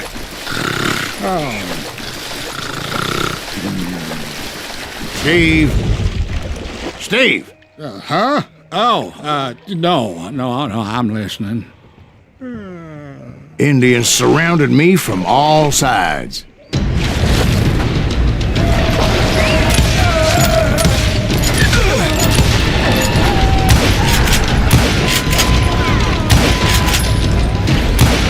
Indians? They were Indians. No. I just wanted to make sure Steve was paying attention. Now, where was I? You were following the Daltons through a swamp? That's right. See, Steve? Dwight's paying attention. No, I'm listening. I was just resting my eyes. So, where was I? The Daltons. Right. See, there's a reason so many outlaw gangs are made up of brothers. Being a brother is a very sacred thing. It's a bond like no other.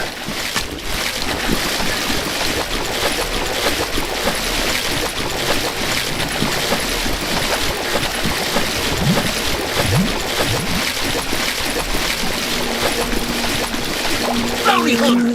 Stop that, So did you ever find the damn Daltons? Not yet, but I did find a few of their cousins. You Kansans breed like rabbits. More Smiths or Heimhoffers or who knows what.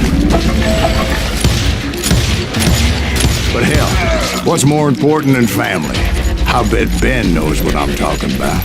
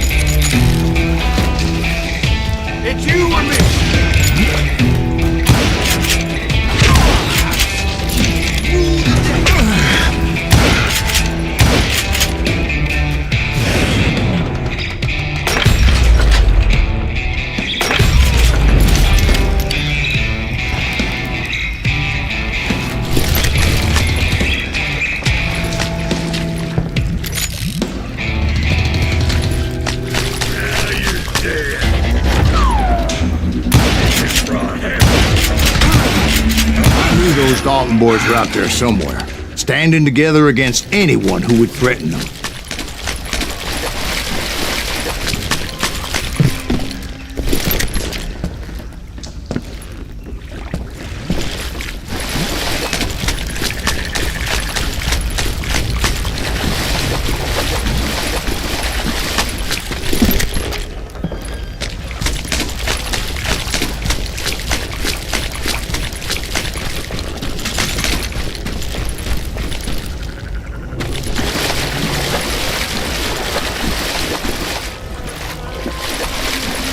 And that's when I saw it. A goddamn steamboat. A steamboat? In a swamp? Yeah, Steve, but this wasn't much more than a wreck, really. But how'd a damn steamboat end up in the swamps? Yes, it floated off during the flood of '89. Now, was it a stern-wheeler or a side-wheeler? What? Does that really make a difference, Steve? It was a steamboat with a goddamn army on board. It was then that a fusillade of bullets come raining down from on high, and those vigilantes who accompanied me weren't anywhere to be found. But among those men that were shooting, I thought I saw some familiar faces.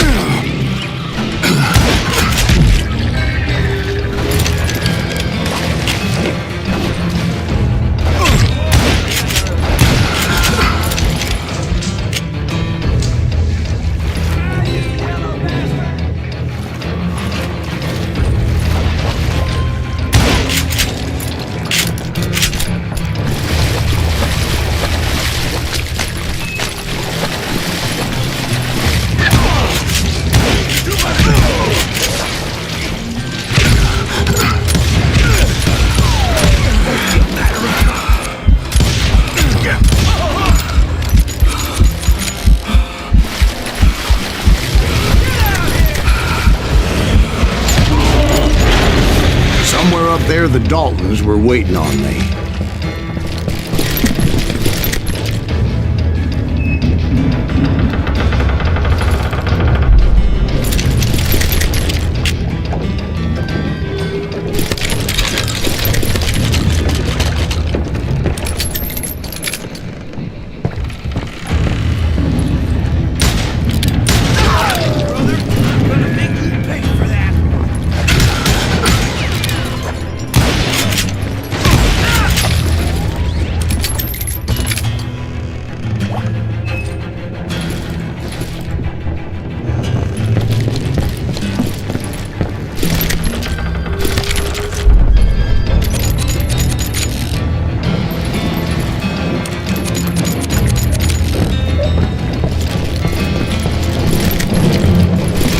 Like you don't give up too easy.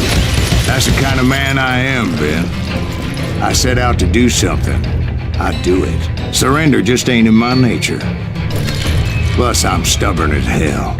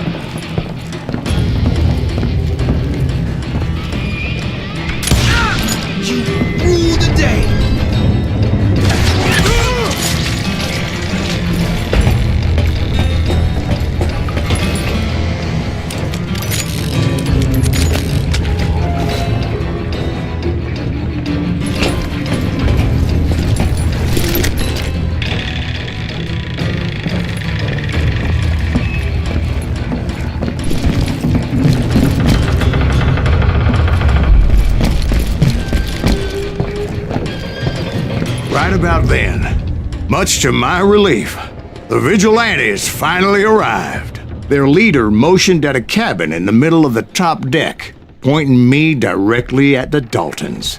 I finally had them, after months of dogged pursuit. But it turned out that they had me. Take him out! I'm sending you to hell!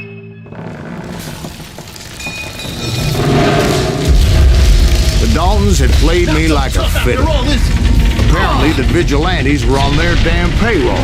They didn't just want to shoot me. They wanted to burn me alive. But finding my way out of a burning labyrinth proved to be quite a challenge. It was a riverboat, right? I mean, it's not like it was a goddamn ocean liner. Well, yeah, but I was in a Did you fight. hear about that ship that's gonna launch next year? Largest one in the world. You're talking about the Titanic. If you ask me, it's too classic to... I don't think it'll even float. So anyway... Don't be stupid, Steve. They know what they're doing. They say that the Titanic is unsinkable. Oh, God. But getting back to that steamboat, how'd you get off it, Mr. Greaves? I took in a lot of smoke that day, so I admit my recollection might be a bit hazy. But somehow I managed to finally disembark. I was coughing up smoke and pretty damn pissed. I was done playing games with those boys. It was time to settle this once and for all.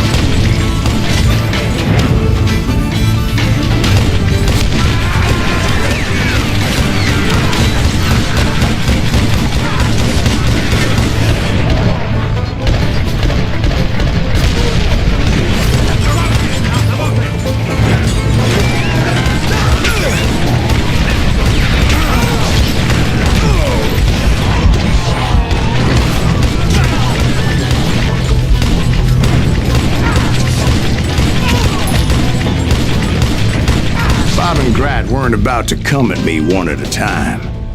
They were in this together. Two brothers side by side, determined to take me down. Confident that this time the odds were on their side.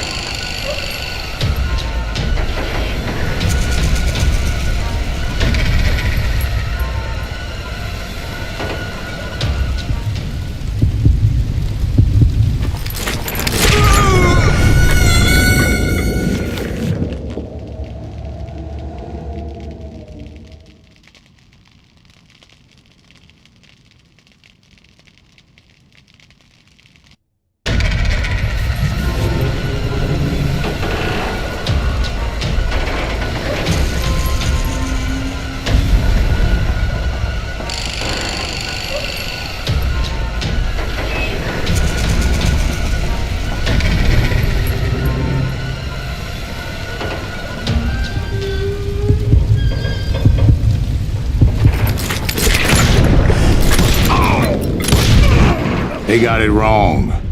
A sad end for those two. If they'd only known that Emmett was still alive despite his wounds. Paroled 14 years later, he moved to California and sold real estate and lived off the legend of that fateful day. And the tragic death of his two brothers.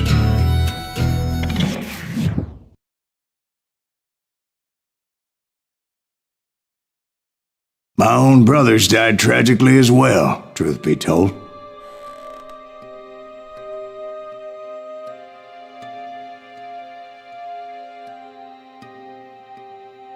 It was 1868, and me and my older brothers were pulling a tidy profit running cattle into Juarez, Mexico. One night after my brothers retired for the evening, I found a little poker game in a cantina with a couple of cowboys. And I just couldn't lose. I even won an old Spanish coin that had to be 100 years old. Well, I was mighty pleased with myself the next morning as my brothers and I rode for Texas. But before we crossed the border, those cowboys caught up with us. It was Johnny Ringo, Roscoe Bob Bryant, and another asshole named Jim. They wanted their money back and everything else we had, including our lives, as those boys didn't want us coming for them later. Bob put that old Spanish coin in my mouth and said, "I won't have it said that I left you with nothing, boy." Well, those horses bolted, and there we hung as those bastards rode away. The branch finally snapped under the weight of the three of us, but being my older brothers were bigger and heavier, they were already dead. And right then I swore to myself that I would avenge them. Ringo you know about. But Bob eluded me, until I heard he was riding with the Wild Bunch.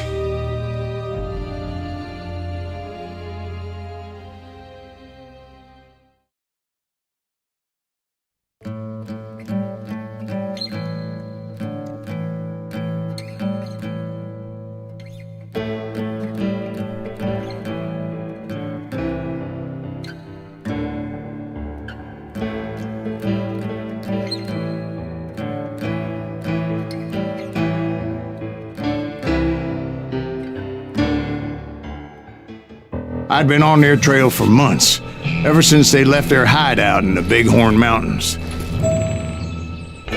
Led by Butch Cassidy, they were a loose association of outlaws who robbed banks and trains from Colorado to Montana. Among them was the Sundance Kid, and that murderous hombre I was tracking, Roscoe Bob Bryant.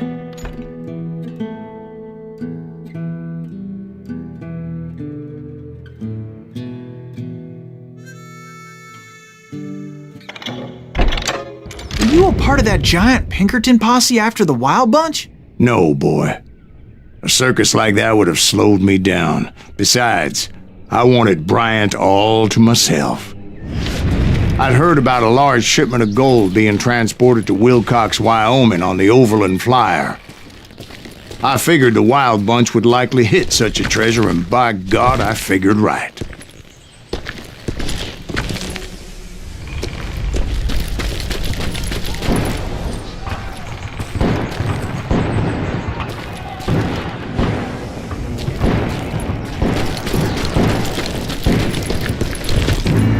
They blew the bridge with the intention of forcing the train to stop.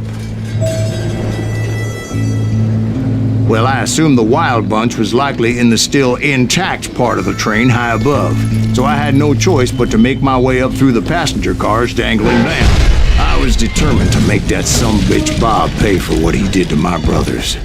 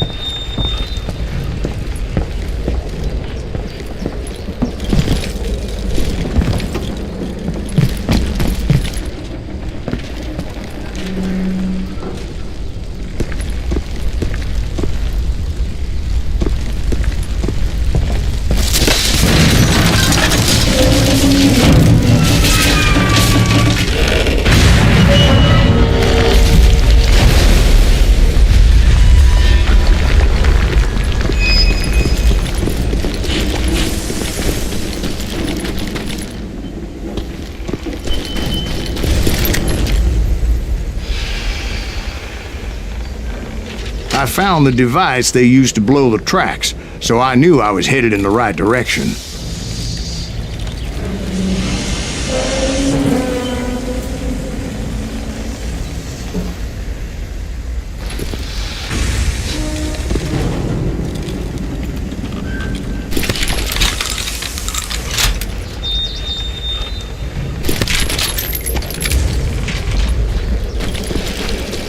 My ears are still ringing from blowing up that bridge. What'd you say? I can't hear a goddamn thing. Well, I made my way off unscathed and came upon a few members of the gang and had no choice but to dispatch them. Shit! That's Silas Reeves! From there, I had to negotiate an even more precarious route.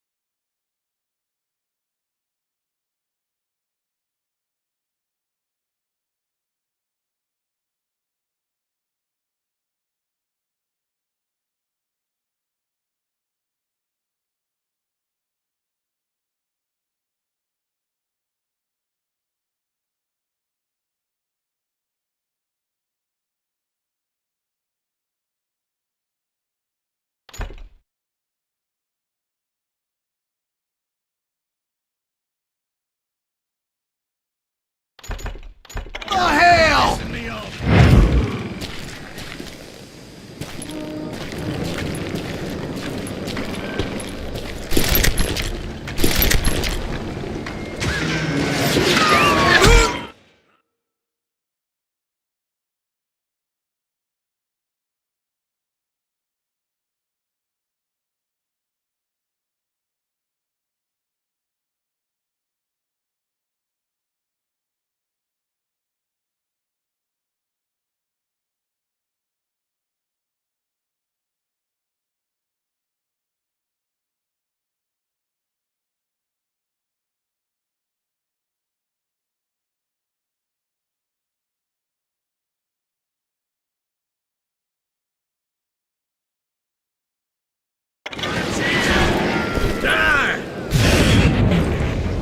First, I would need to get my ass out of there.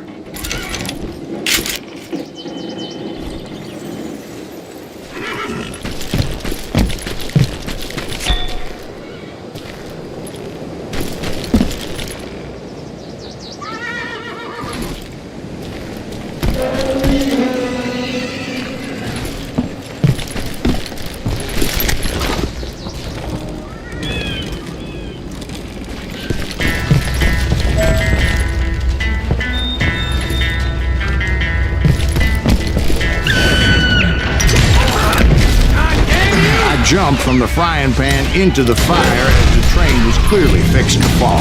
I had found the gang, but in order to find old Bob, I needed to fight my way forward past a whole passel of desperados.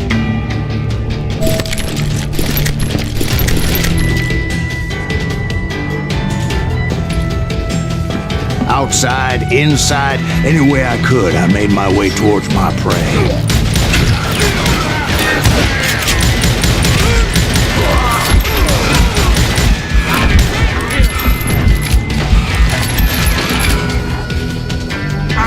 Kill you! Well, what about the passengers? It was mostly a freight train, as I recall. There were no passengers aboard that day.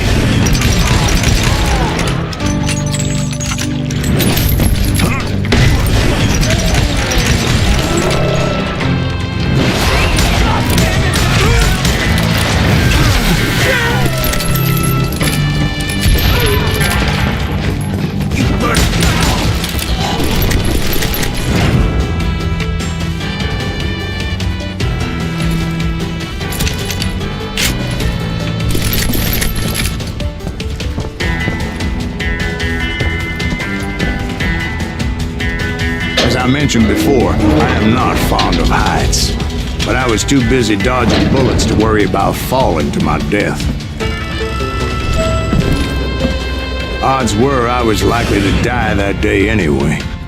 So I was determined to take down as many of those bastards as I could.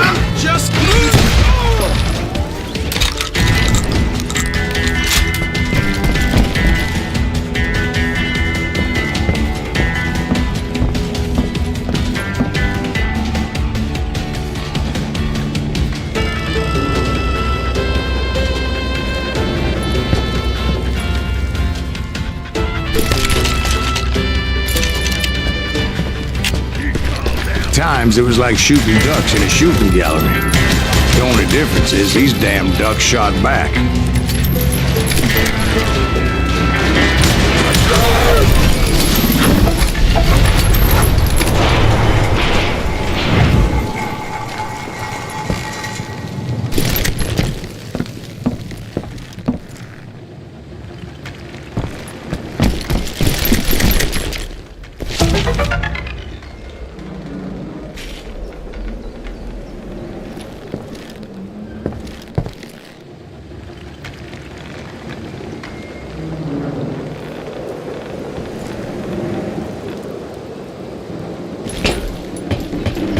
I kept hoping the law would show up and give me a hand. You mean like that giant Pinkerton posse that I read about? Did they come riding in, guns a-blazing to help?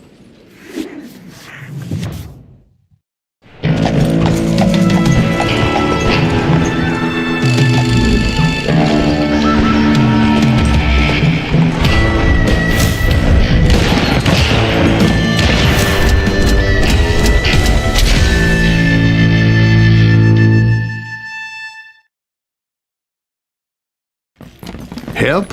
From the Pinkertons? No, son. I had to fight the wild bunch all by my lonesome, as usual. Who the hell is that? Oh, he's out of his mind! Got cover! Retreat! Retreat!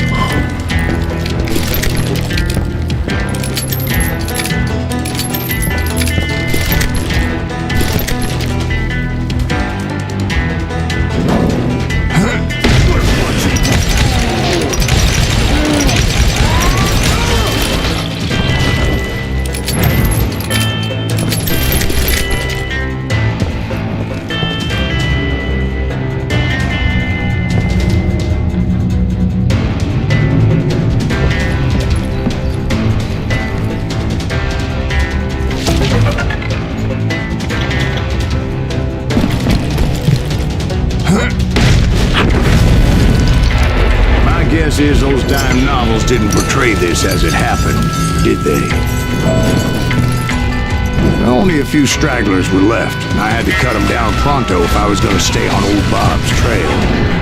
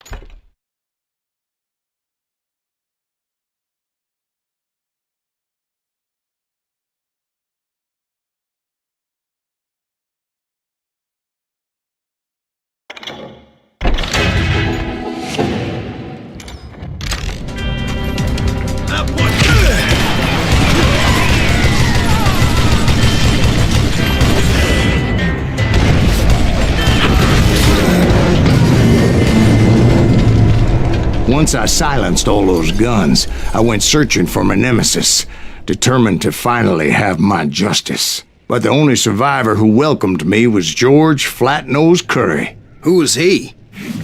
The fastest gun in the gang. Right after Sundance, I mean. And Kid Curry, and maybe Elsie Lay. Though some folks might dispute that.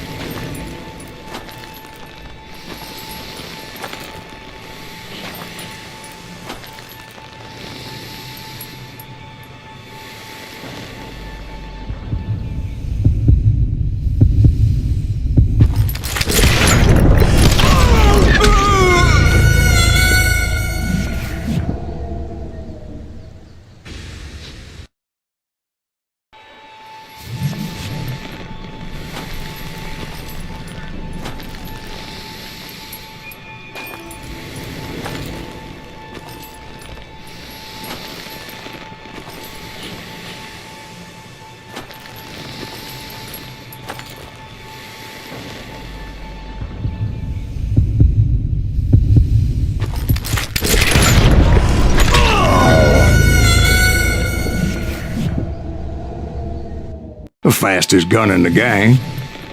Right after Sundance, I mean. And Kid Curry, And maybe Elsie Lay. Though some folks might dispute that.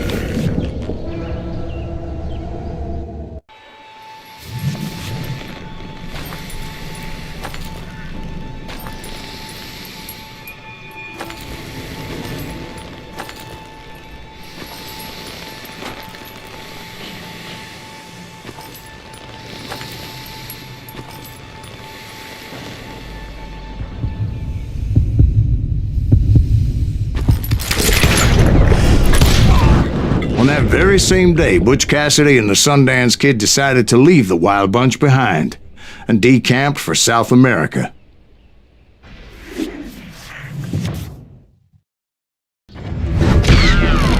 They ended up living down there for many years, but I'm sure you already know all about that.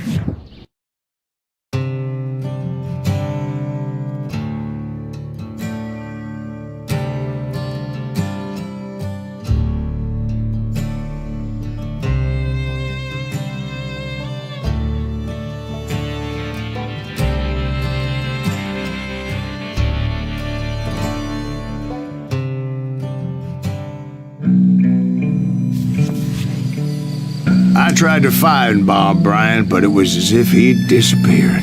Sometime later, I heard the Wild Bunch was back together. Kid Curry escaped from jail, and now he was running the whole shebang. So I took to their trail, as I was still in pursuit of my brother's killer and hoped that he was back with him.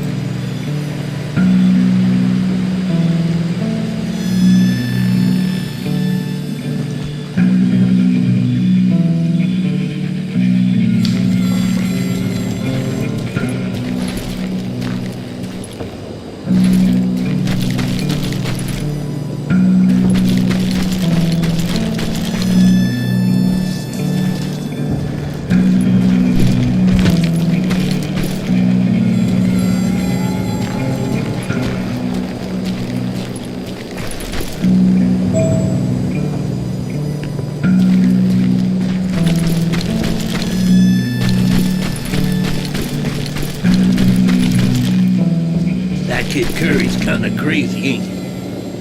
Don't let him hear you saying that. Anyways, I tracked those boys to a camp right outside Parachute, Colorado.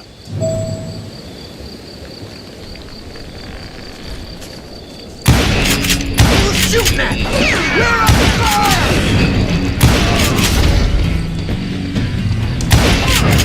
Murder that guy!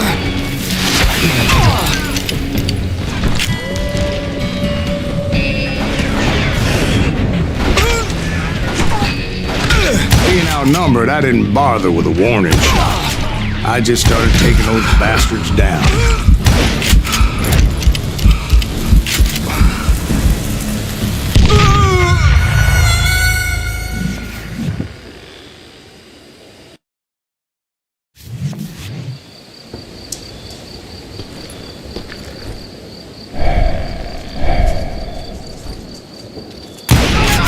Who's shooting at me? We're under fire!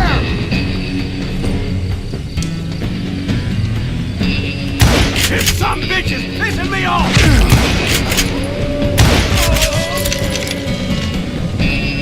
Mighty little son of a bitch!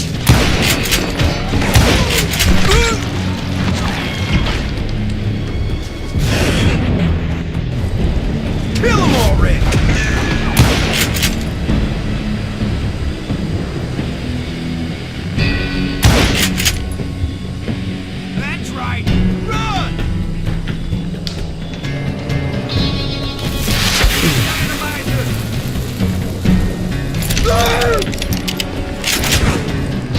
it for you.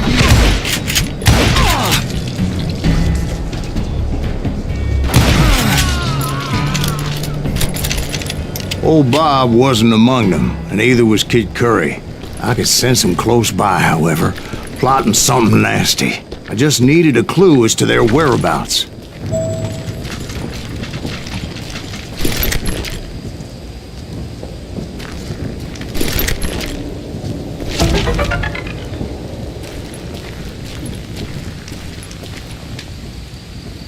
And I found one.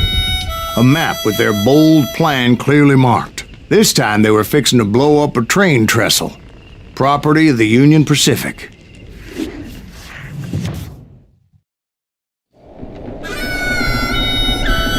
The plan clearly indicated how they were fixing to undermine several of the weakest wooden supports.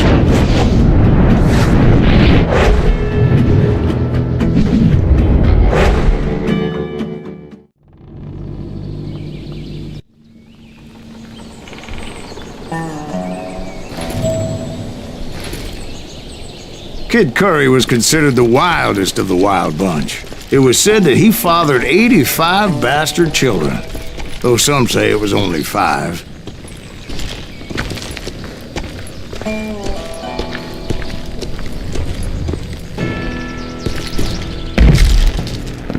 Kid Curry had bragged to a whore how he was going to rob a train heading to the U.S. Mint in Denver. And that whore, Fat Sally, she told me.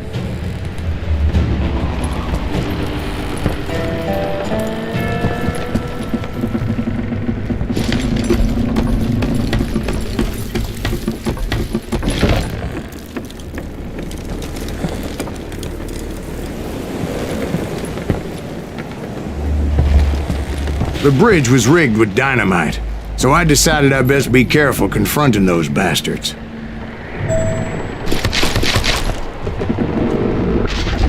A moment later, I saw a ladder that somehow had escaped my attention. Don't you blow us up now. Don't worry, I know what I'm doing.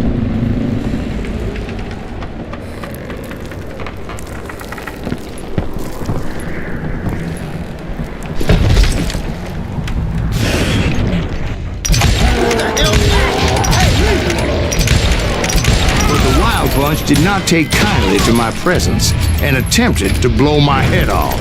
It appeared the kid had found a number of new recruits to bolster their ranks. Guess there's always desperate men willing to trade their lives for stolen treasure. You hear me? What happened next? Well, having removed the first bundle of dynamite, I decided I might as well remove the other one. Once that was done, I figured I'd find my way from there.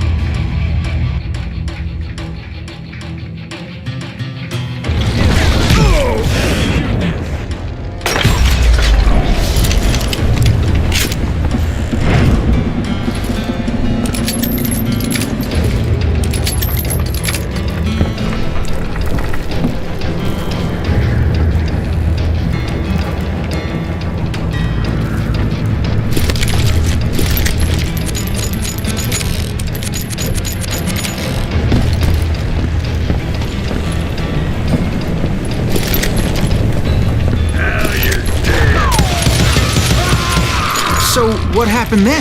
Had to remove more of that damn dynamite.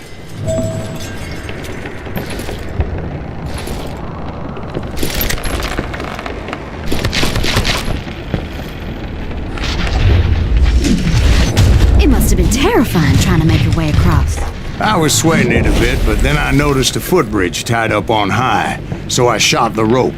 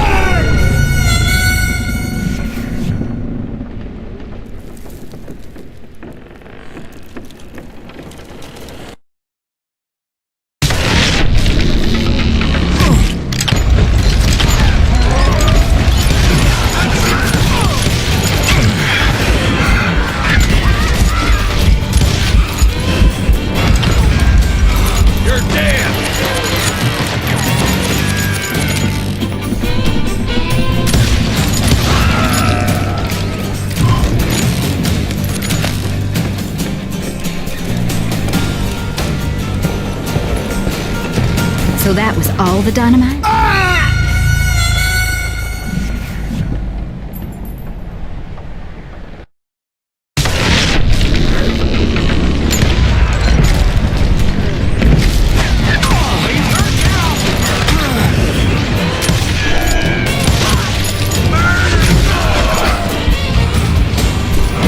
I hope you understand how badly my adventure might have ended had I not been as careful as hell.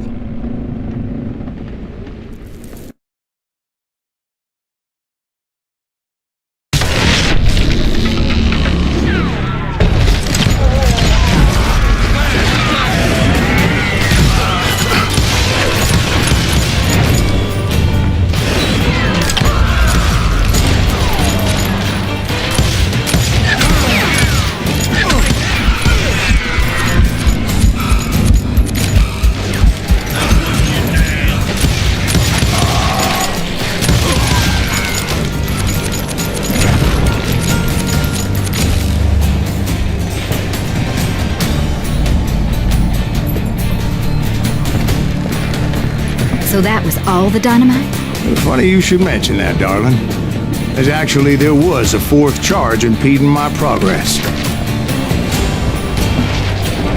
Once I removed it, my path was pretty clear.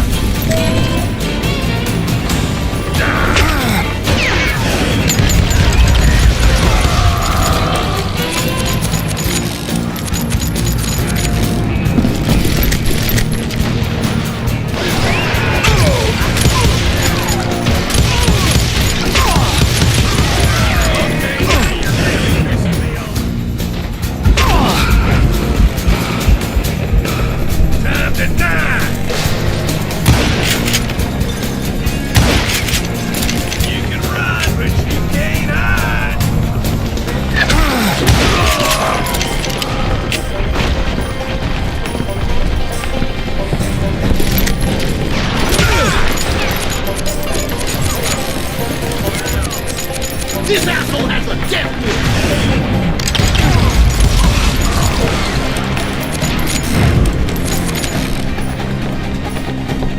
Come on out here, yellow!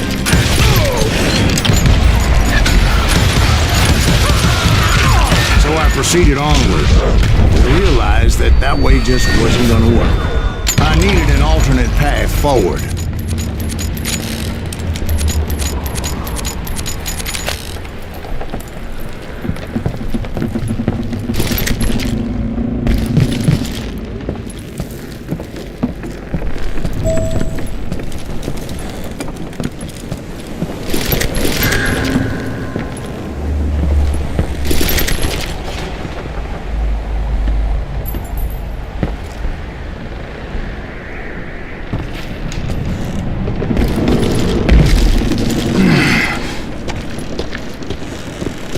Luckily, I found a cave, and as I made my way back to the bridge, I saw something that concerned me.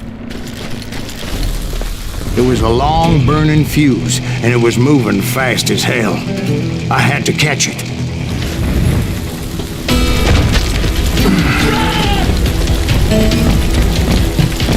The burning fuse was so damn quick, I had to run like the wind. I almost had it, but no. Thought I was gonna have a coronary when I lost sight of those sparks. My heart was pounding like a sledgehammer. It's truly amazing I've made it this far in life, considering how many times I've danced with death. Get off the bridge!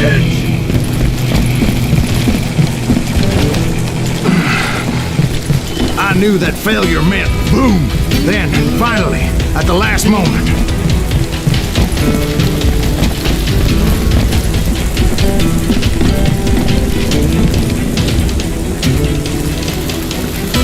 Whew. Of course, I was successful, or clearly I wouldn't be talking to you folks here today. Naturally, I removed that last dynamite charge.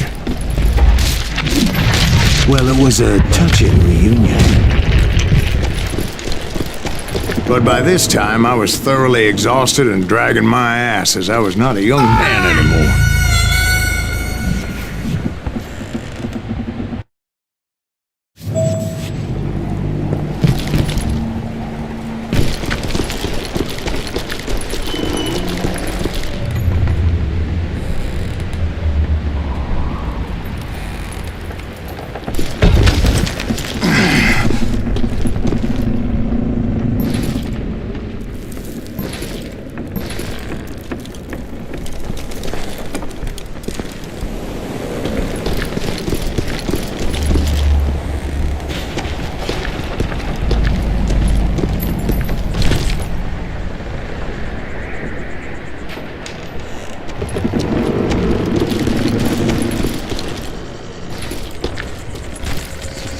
Kill that SOB! Make him bleed! Send him to perdition! Finally, I found those boys. Or more precisely, they found me. Beast Tracer and keep coming!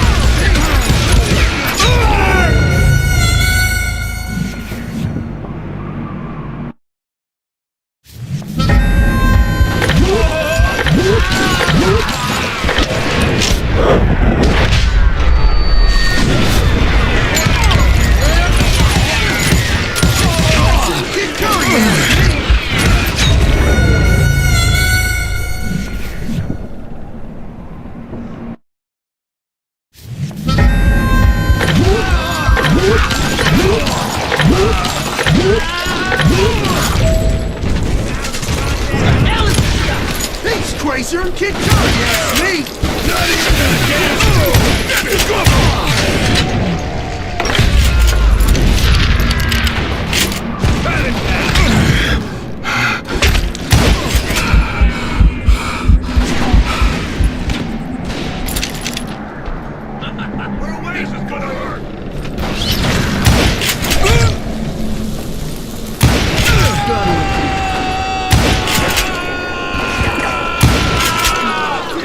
Son of a bitch! Son of a bitch!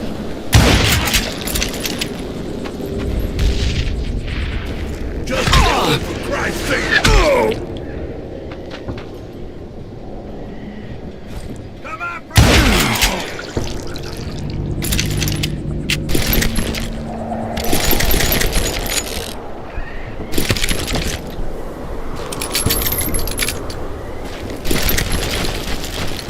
Just when I thought things couldn't get worse, Kid Curry opened up on me with a goddamn Gatling gun. It was hidden in this tunnel and pretty well shielded.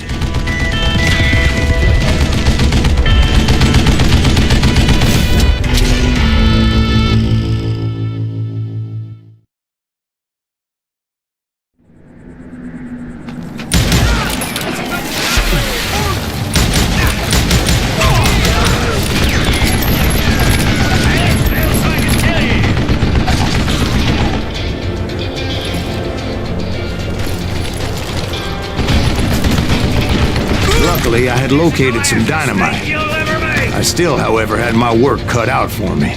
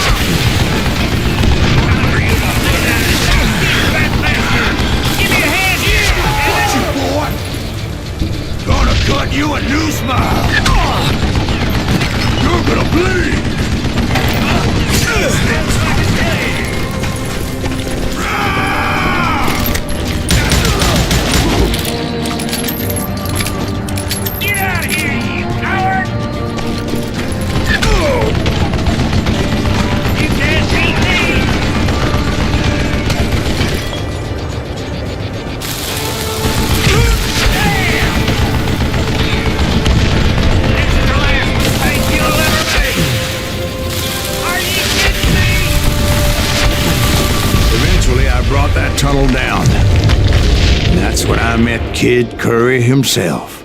He had decided to stop pussyfooting around and deal with me personally.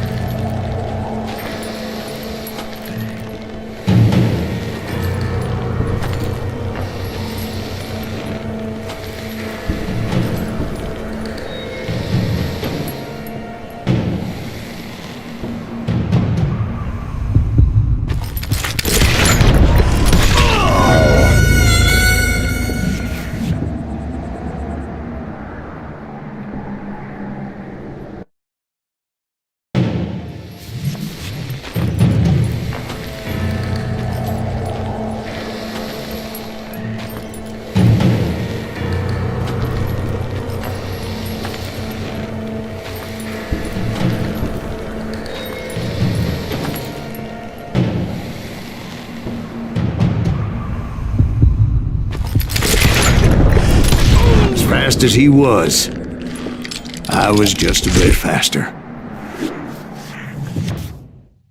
And as he lay wounded, I demanded to know the whereabouts of Roscoe Bob Bryant. He shouted at me, "Is that what this is about? Bob went with Butch and Sundance to South America. You ain't never finding him."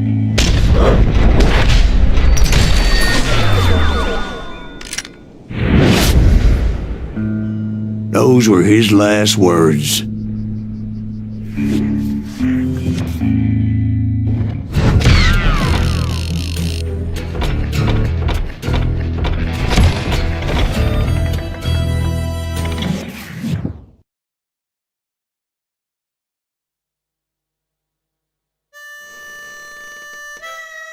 So, Bob Bryant got away?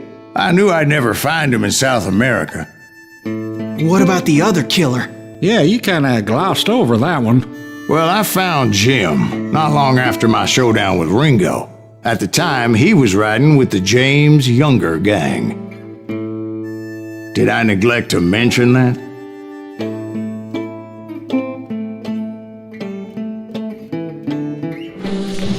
Jesse James? The greatest outlaw who ever lived? Jesse and his kin rode with Quantrill when he raided Lawrence, Kansas, and killed near 200 people, boy. Nothing great about that.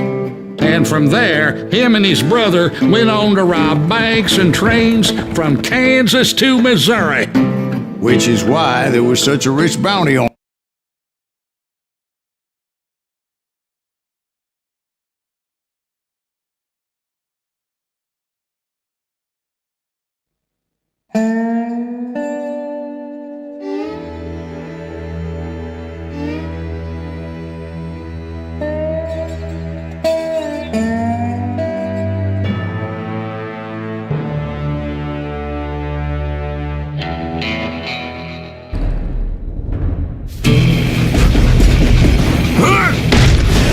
I confronted them as they were robbing a train.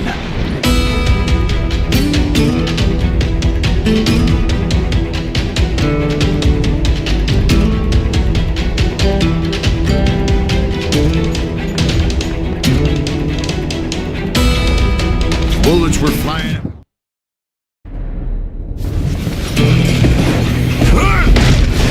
I confronted them as they were robbing a train.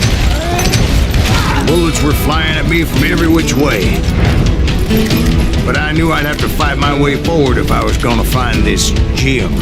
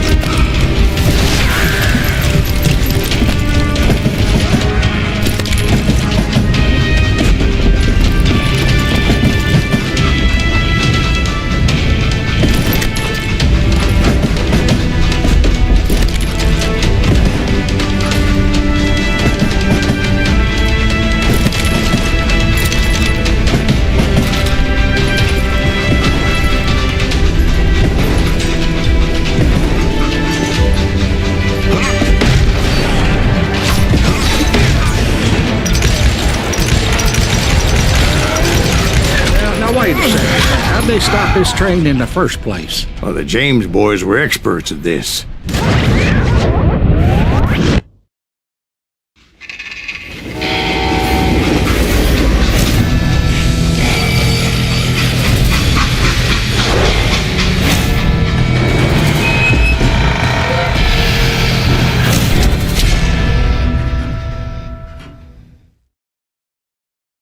They hopped a freight train having heard there was a big payroll in the express safe. So, I hopped the same train.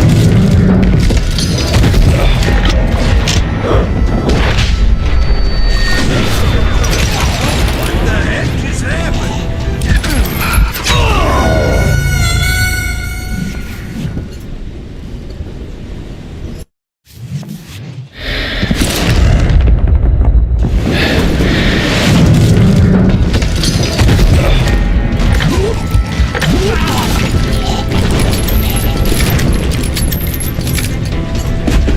The James Younger gang was decimated after that little fiasco they had in Northfield, Minnesota. So Jesse needed more men and took on the killer I was after, along with a host of others. I was hoping to find my man and put a bullet in his head. Climbing around that train, I must have swallowed 100 damn bugs before I reached James that... Younger gang pulled the first train robbery west of the Mississippi. Sounds like you hold them in high regard. Everyone knows they were the most famous outlaw gang ever. And you took them all on by your lonesome. Again. I'm finding this all a little hard to swallow, friend. Well, maybe you need to wash it down with some whiskey. By the way, did I mention that that train was flying down those tracks like a bat out of hell?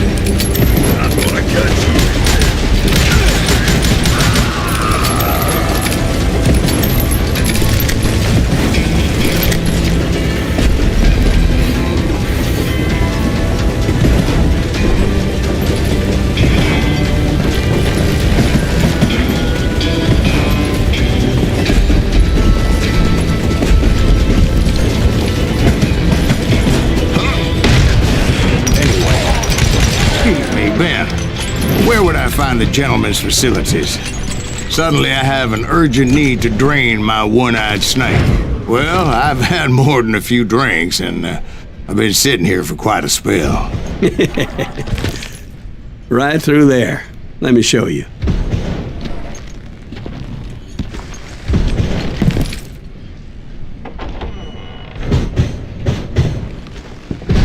I never heard so much malarkey in my life. You think he's bullshitting us? You don't think he's Silas Greaves? I think he's just some old drunk looking for some free liquor. I don't know, Jack. I think I believe him. You don't think he met Jesse James? Oh, you gotta be kidding me. That story makes no sense at all. Jack. I mean, you gotta be 2 bricks short of a load to believe that cock and bull story. I don't agree. Jack, lay off the But bar. you seriously think that tired old man went toe-to-toe with Jesse James? Well, that's better. Did I mention that this Jim was married to the infamous Belle Starr? Of course, I didn't learn that until later. Anyway, I made my way forward the best I could. Around the sides, over the roof.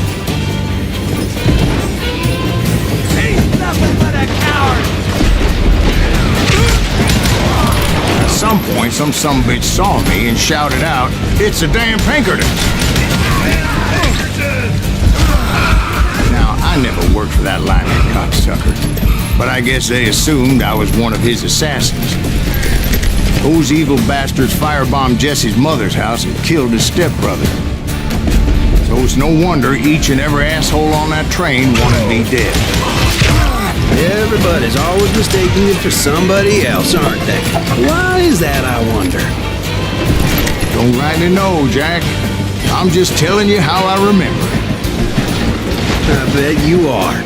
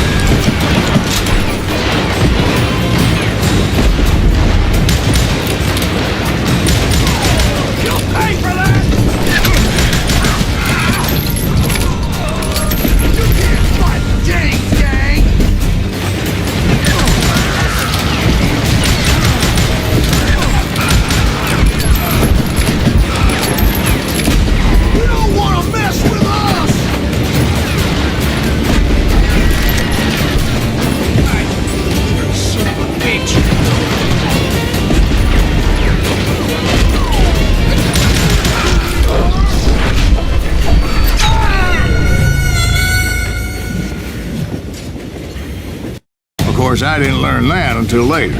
Anyway, I made my way forward the best I could. Around the sides, over the roof. It was a rickety ride and quite precarious.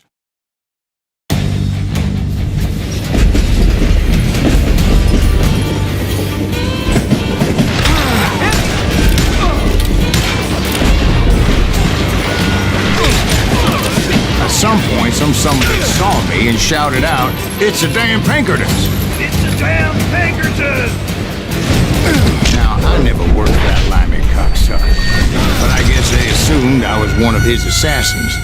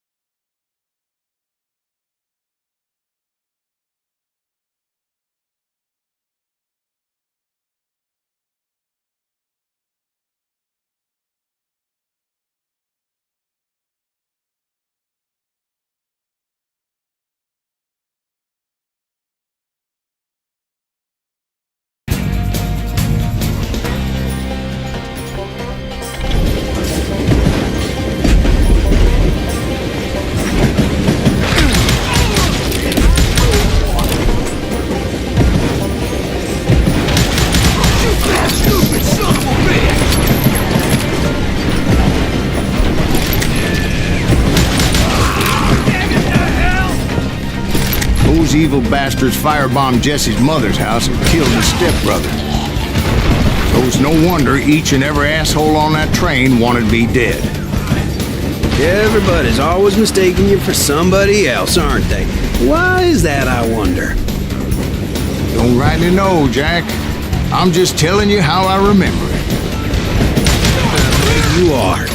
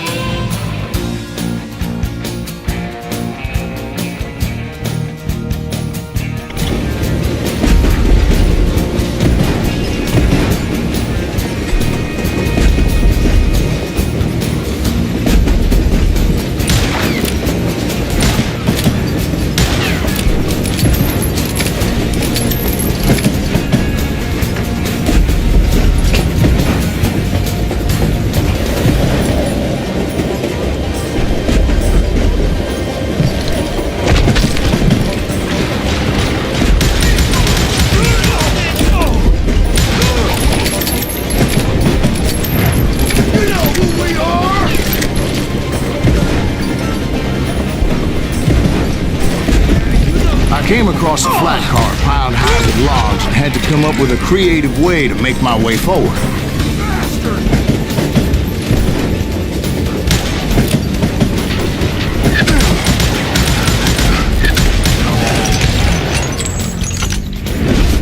God damn you!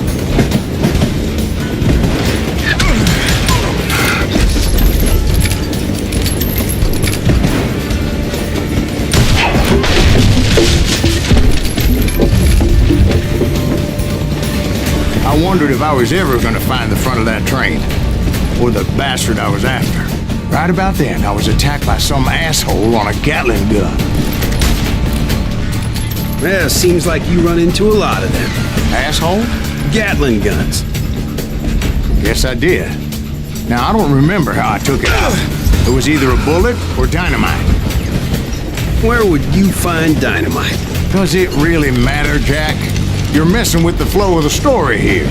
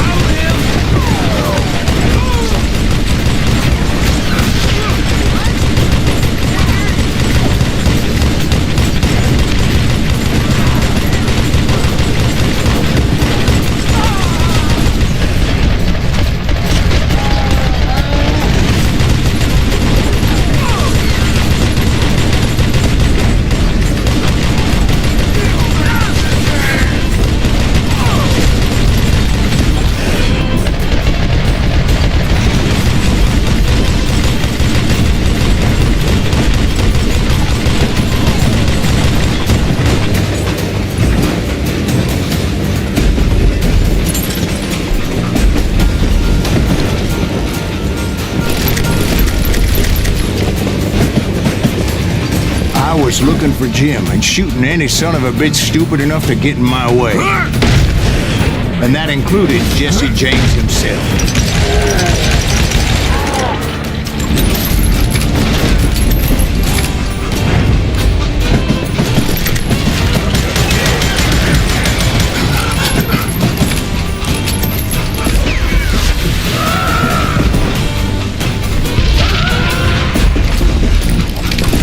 There sure were a lot of men determined to die that day.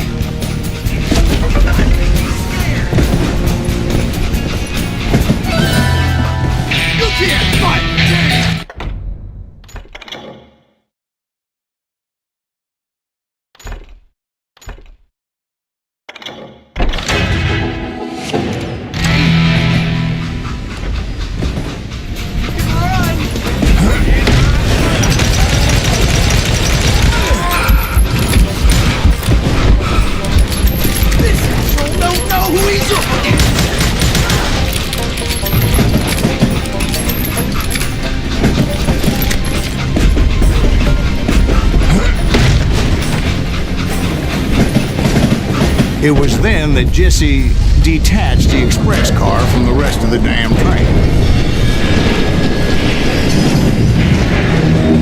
I could see Jesse waiting for me, fixing to kill me so he could get away with all that money.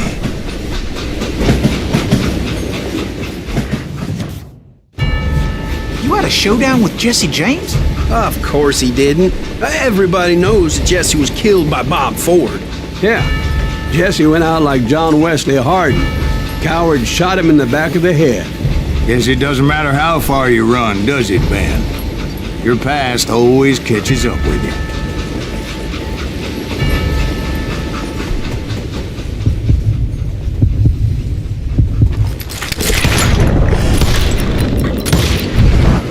Yeah, I didn't kill Jesse James. Just wounded him bad enough to convince him to hang up his guns. What about that Jim fella? What happened to him? I figure he was up front with a gun to the engineer's head. That bastard slipped away again. I'll tell you how I got him. But first I need to wet my whistle.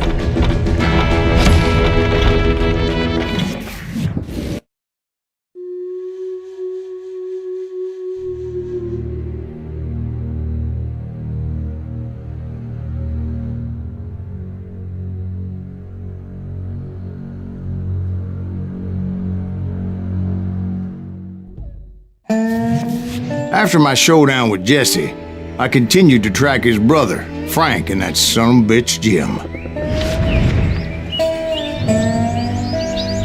I followed those bastards into the high mountains as they were going to ground. What mountains would that be?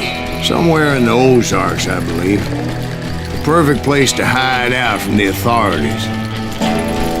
In fact, before I could find them, some Indians who fled the res and were hiding out from the military found me first. They probably thought I was a cavalry scout and didn't want me telling the military where they were. Indians? Yeah, they could have been Cheyenne, but there was all sorts of renegades roaming the landscape back then.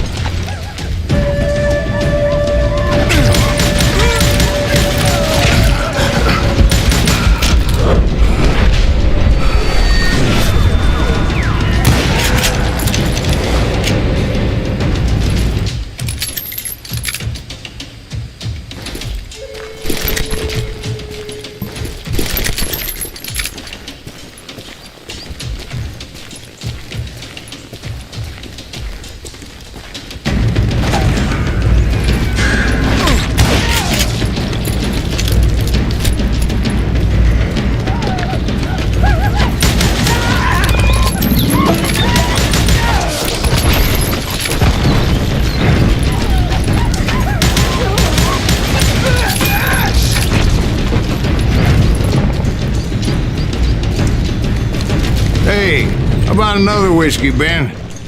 Nothing better to soothe the troubled soul.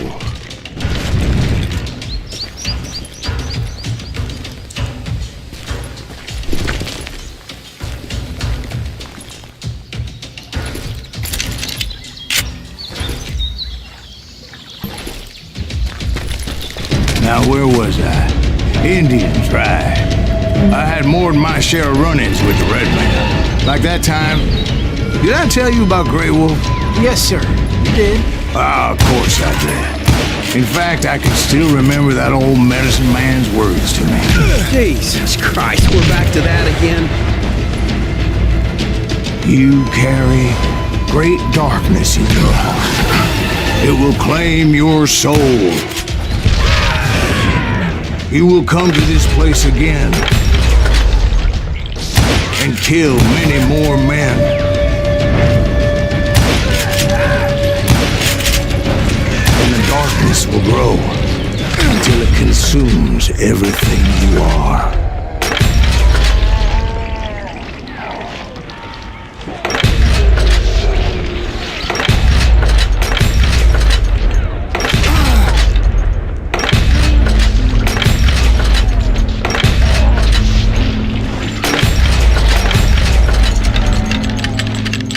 So, did you ever find him? The man you are after? Let me ask you something, Ben. You ever think about death? Mr. Greaves, are you all right? Oh, death. Oh, death. Won't you spare me over till another year? What is this that I can't see, with ice cold hands taking hold of me? Well, I am death, none can excel. I'll open the door to heaven or hell. Oh, death, someone would pray. Could you wait to call me another day? Oh, death, won't you spare me over till another year? So, are you going to answer the question? What question is that? Jim Reed. Did you ever find him? Reed was indeed that son-bitch's surname. That's right, Ben. A despicable character. I remember him laughing like a hyena that cold morning they lynched me and my brothers. He was intent on avoiding my vengeance, but nothing was gonna stop me. Nothing.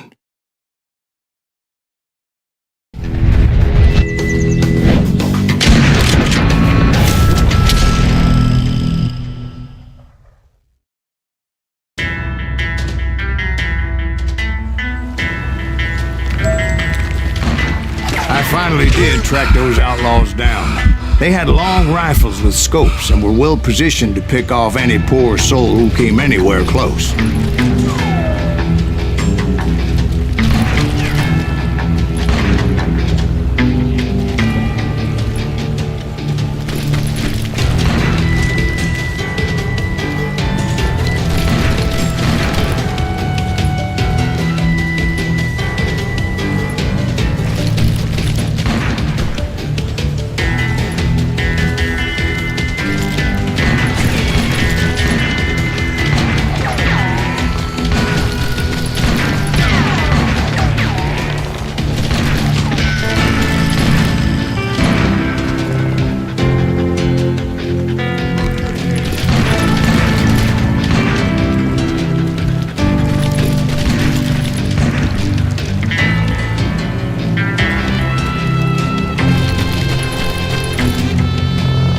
I'm guessing Frank James believed I was responsible for the demise of his brother Jesse. I couldn't really disagree with the man, as I thought Jesse was dead then as well.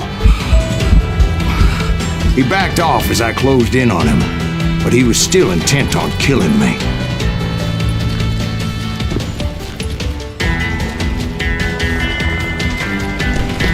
And when I closed in on him again, he backed off again, looking for a better angle on me.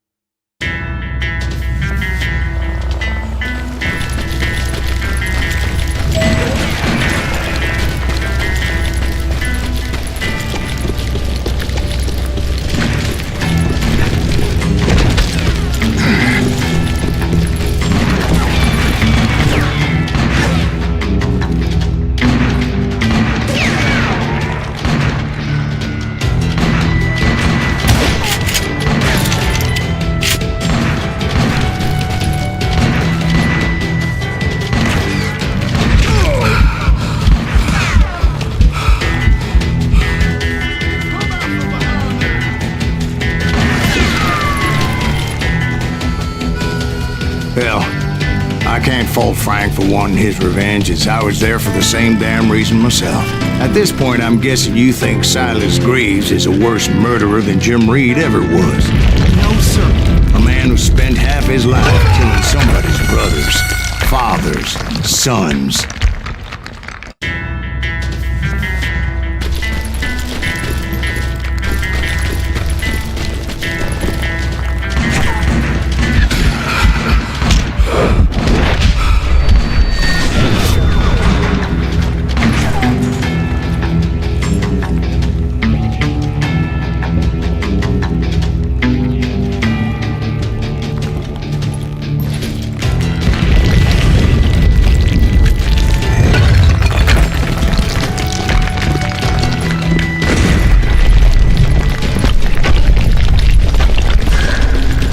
Isn't that why you were hunting the James gang? The James gang. Right. I finally found Frank holed up in his mountain cabin, and he was determined to have me dead. It was a pitched battle that could have gone either way. Luckily, I had some dynamite in my possession. Dynamite? On your person? A few sticks, just in case. It's always good to be prepared. Right. I'm just laying out the facts as I remember them, Jack.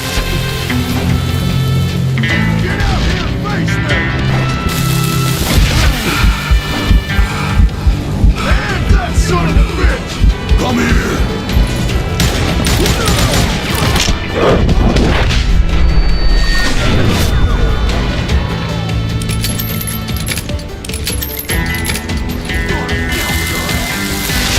This is gonna hurt! Take him out! Just one man! Put him down! I want that bastard dead!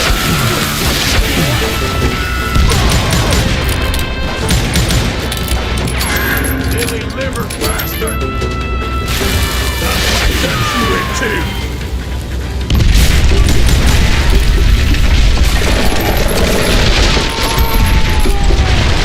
That old shack? Well, it went tumbling right off that cliff. With Frank James still in it? Yes, sir. But Frank James is still alive, living in Missouri, showing folks around the family farm for 25 cents a tour. I didn't say he died in the fall, now did I?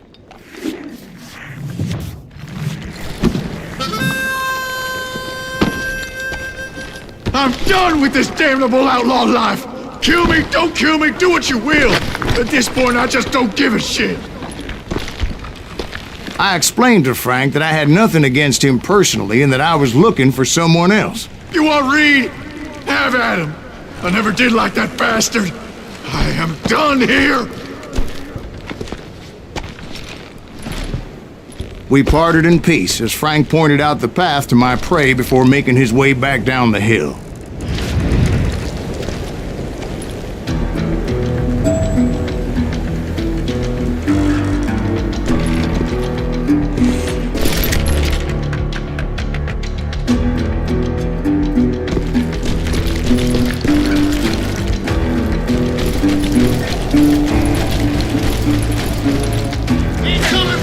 So what happened with Reed?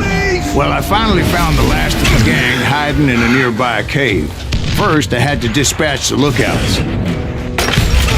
I was determined not to let that murderer escape my revenge again.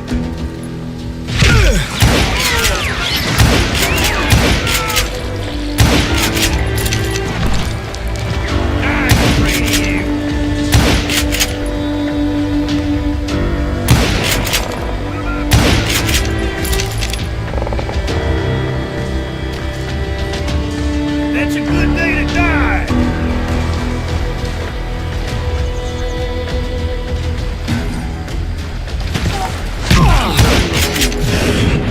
But rather than wander in willy-nilly, I decided it would be better to smoke that sumbitch out. Hey, Reed! I shouted. No wonder you're so ornery. Can't be easy being married to Belle Starr. While you're off providing for the family, she's spreading her legs for every Tom, Dick, and Cole Younger. Not an attractive woman exactly, but very friendly. At least she was to me.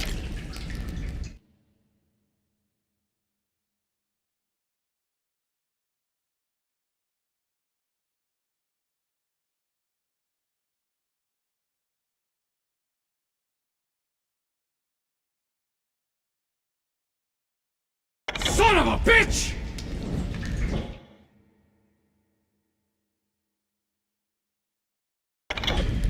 It was then that the last bunch of bandits jumped out of hiding. Why won't this asshole give up? Would someone please kill him?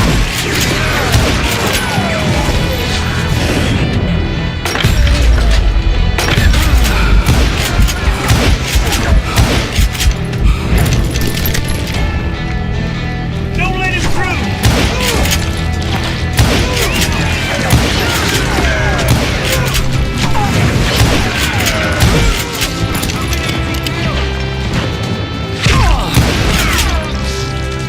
Cover me!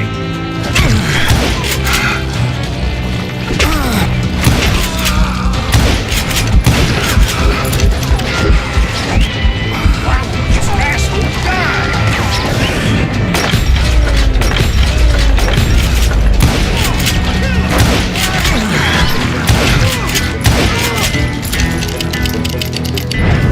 Ain't it gonna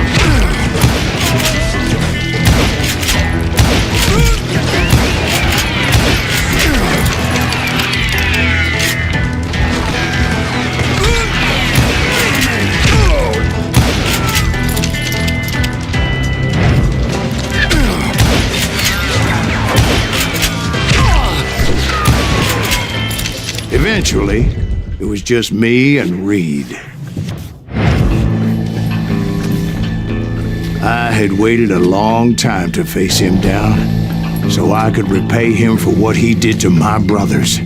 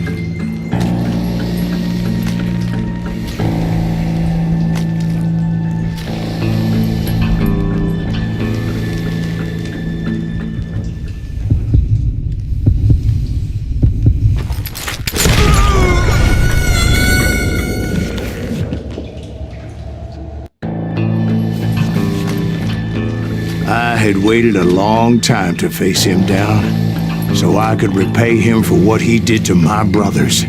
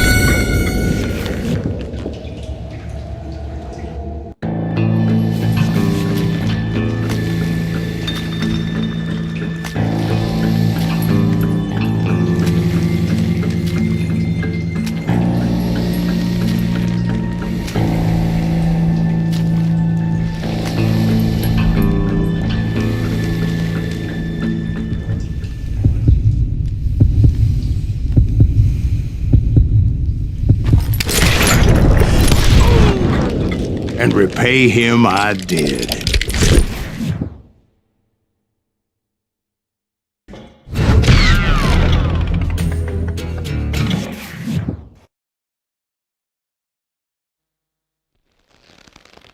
Well, I don't know about you boys, but I'm pretty beat.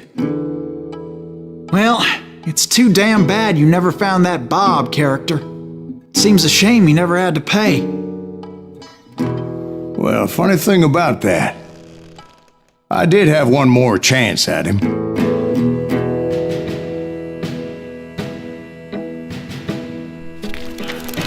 Six months ago, I heard that Butch and Sundance were back in the States and had gathered up some of their old gang. I tracked them down, hoping that Roscoe Bob Bryant had returned with them. So you're saying they didn't die down in Bolivia? That's what I'm saying.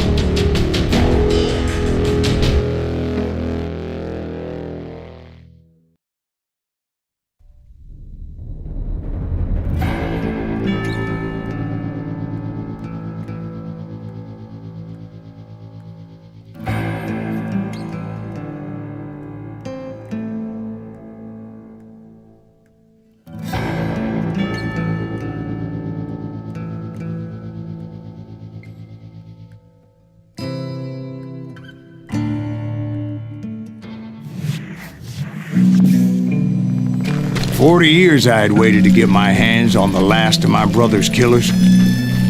Not even an army of demons could have stopped me now.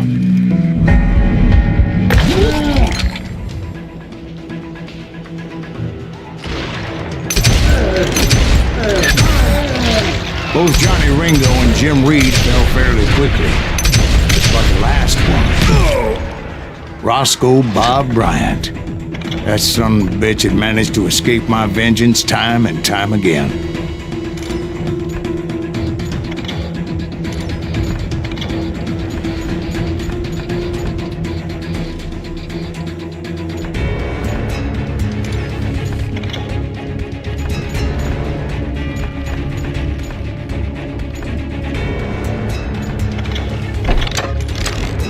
I couldn't even be certain I'd recognize him after all those years.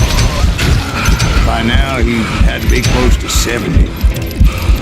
For all you know, he could have been dead. That thought had indeed crossed my mind, as did others.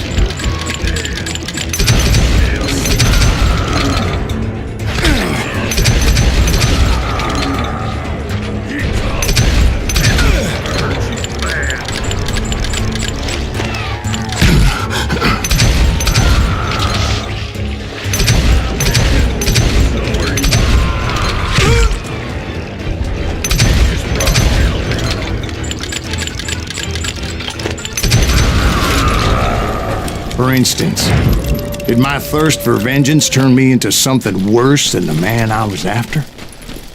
By this point in my storied career, I had killed more men than Bob Bryant ever had. I was furious as hell at that bastard for making me who I am.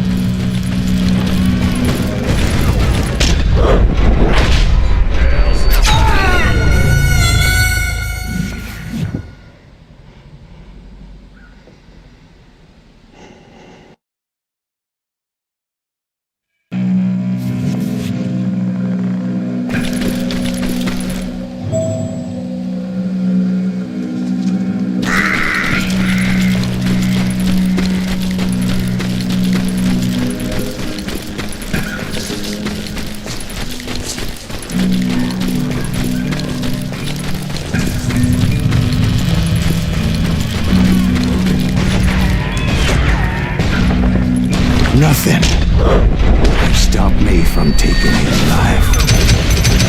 Been after that killer forever. From the time I rode with Billy the Kid. But that chapter of my story you already know. Chapter of that fairy tale, you mean? Suddenly it was 1910. There I was, an old man roaming a ghost town dead almost 2 decades.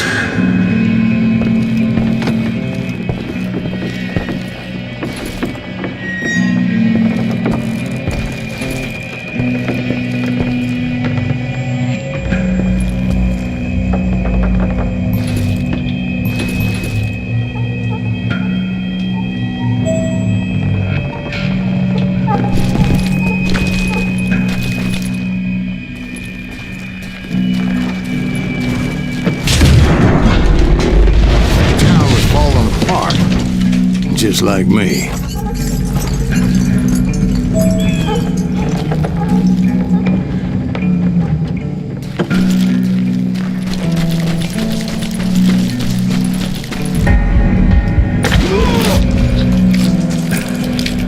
But I wasn't about to call it quits.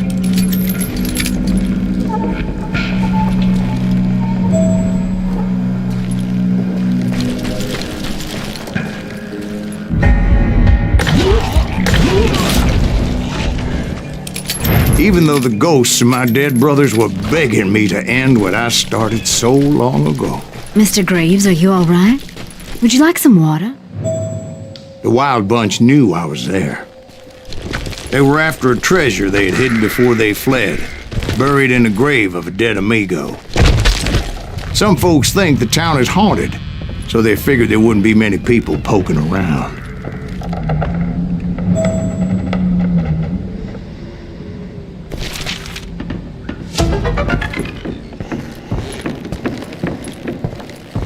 I intended to fill that grave with Bob Bryant's corpse.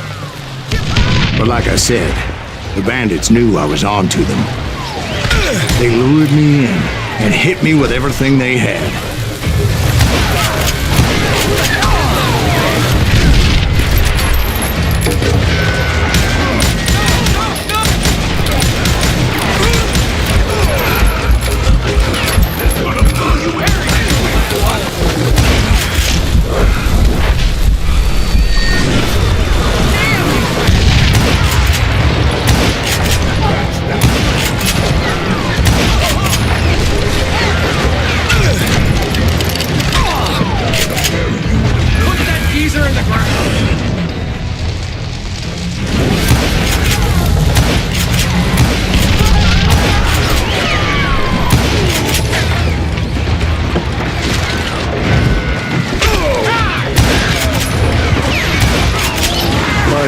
obviously prevailed since you're sitting here telling us the tale. Actually, in that moment, I did not prevail. So I suppose we're talking to a ghost. Funny you should put it like that, Jack.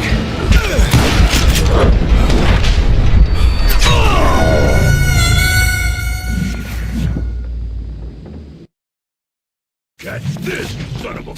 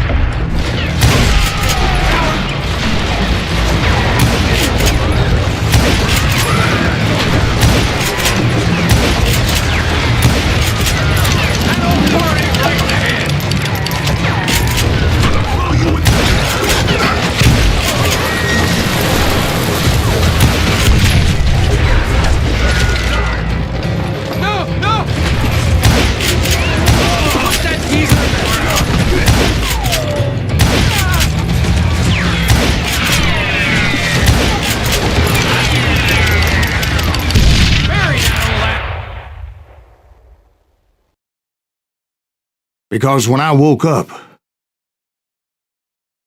From the dead? There was silence all around me. I could swear to God I saw Billy then. Billy who? Billy, the kid. William Bonney. He was shooting at me from a rooftop. Here, there, even over there. So I am right. You are touched in the head. Mr. Greaves, perhaps we should switch you to coffee? You see that old Indian again, too? No, but I did see Billy's killer, Patrick Floyd Garrett. He came at me guns a-blazing.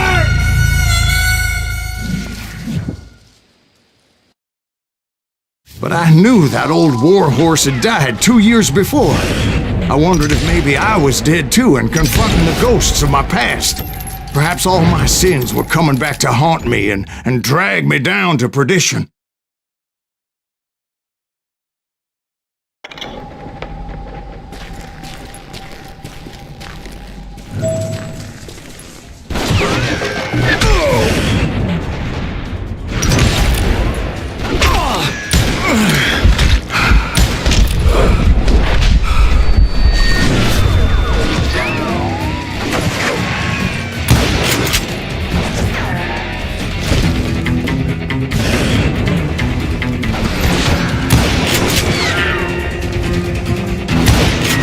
I saw Henry Plummer throw dynamite at me.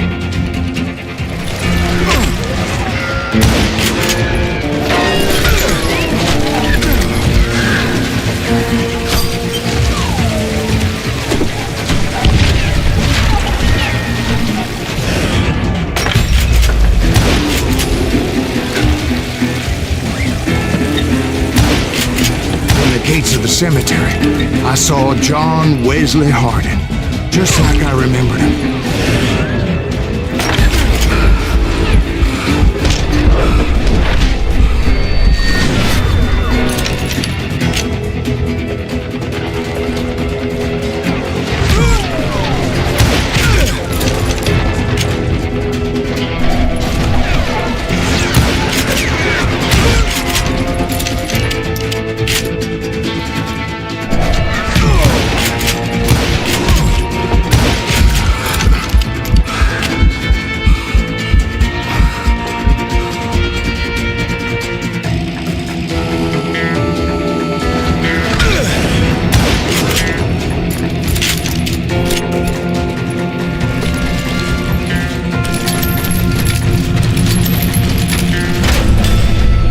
Robert Ollinger appeared with his terrible double-barrel shotgun. But no ghost army was stopping me. My father-in-law got hit with a fallen branch. He spent the rest of his life talking to dogs. Newman Hayes Clanton, William Brocious, John Peters Ringo, they all wanted me dead.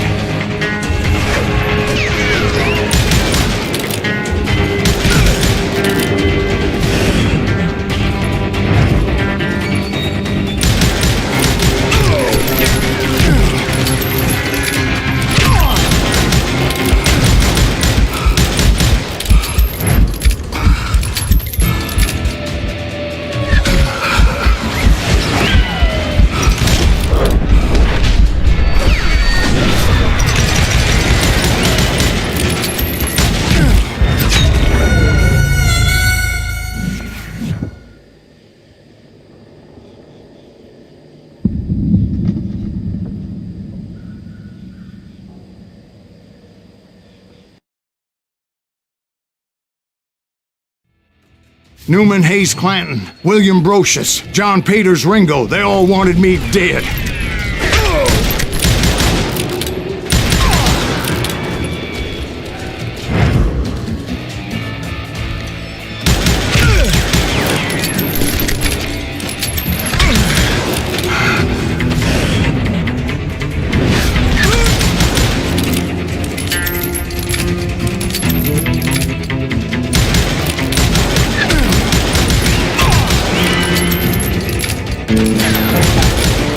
The Dalton brothers, Robert and Grattan, guardians of the Garden of the Dead.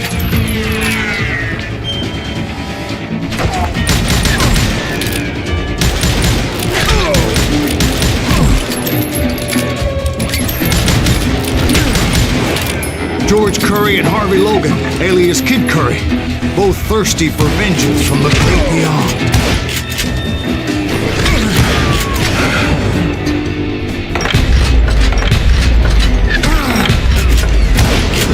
Jesse, Woodson, James, and Jim Reed, each one deader than the next. I thought I would go crazy. Thought?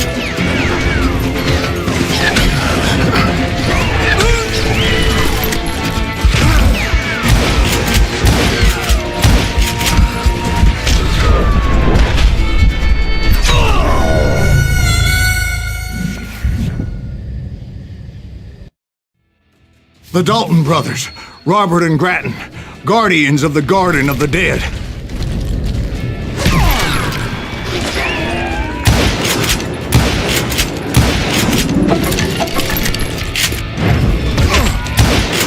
George Curry and Harvey Logan, alias Kid Curry, both thirsty for vengeance from the great beyond.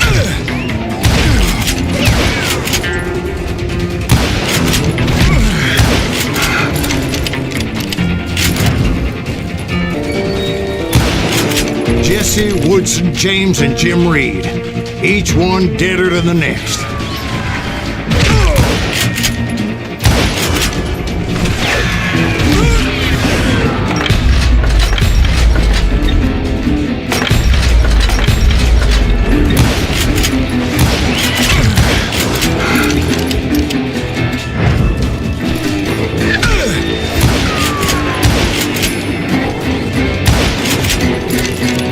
Finally, I saw Harry Alonzo Longabaugh. The Sundance Kid? Like a general leading his legion of the dead. You told us before that you seen him alive. He was alive.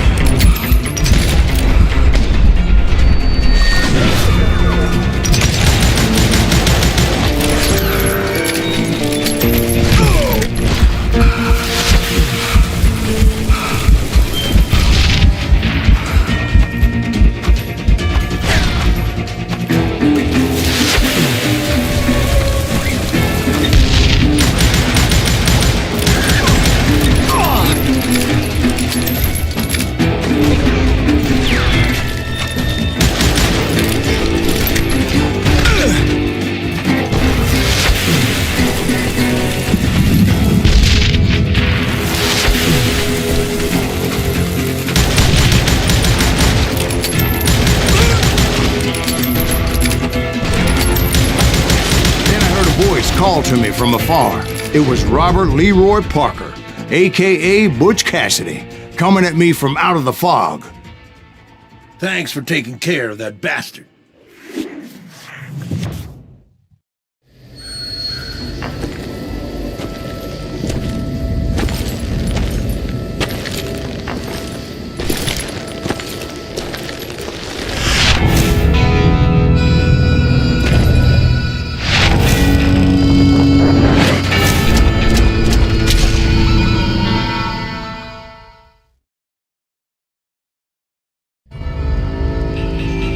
But the kid wasn't quite deceased. Not yet. Takes more than one little bullet to kill the likes of me, partner. Those two looked like they hadn't seen each other for quite a while. Clearly, they were no longer amigos. Shit. I was hoping I wouldn't have to kill you. You won't have to, Butch. I'm killing you first. I asked them about Bob Bryant, but they were too busy with their own heated conversation. Let me get this shit straight. You want my money and the love of my life? You frittered it all away, Butch. Anna's mine. So is that damn money. I didn't want to shoot anybody until I had an answer to my question, but those boys didn't give me much of a choice.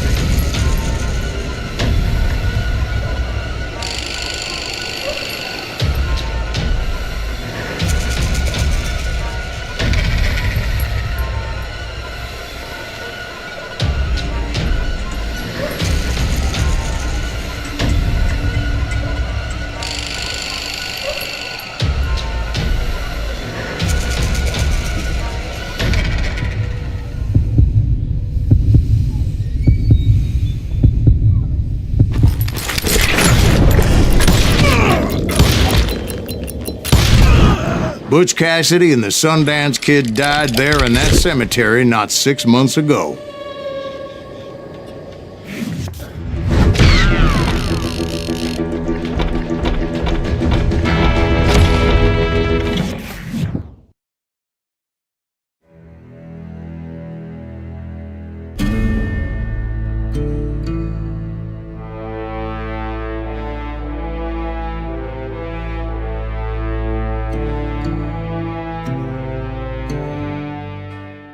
Butch Cassidy and the Sundance Kid were killed by the Bolivian army. Everybody knows that. That's the legend, but it ain't the truth. So, you never found Bob? There is no Bob. This old sumbitch ain't even Silas Greaves.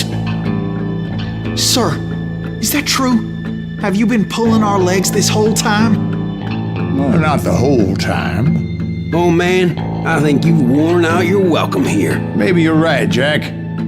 Maybe it's time to pay. You see, Ben, or should I say Bob, your past always catches up with you.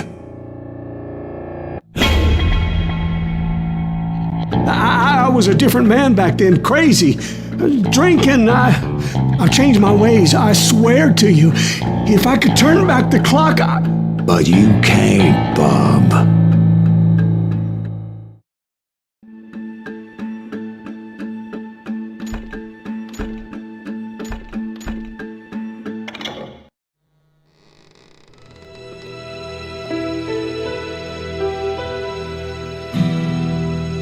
Why'd you toy with me like that? Telling those tales, knowing all along. Why not just lay your cards on the table? Here. I won't have it said that I left you with nothing. That's how you want it? So be it. Holy shit! Right, Molly, move against that wall. Go!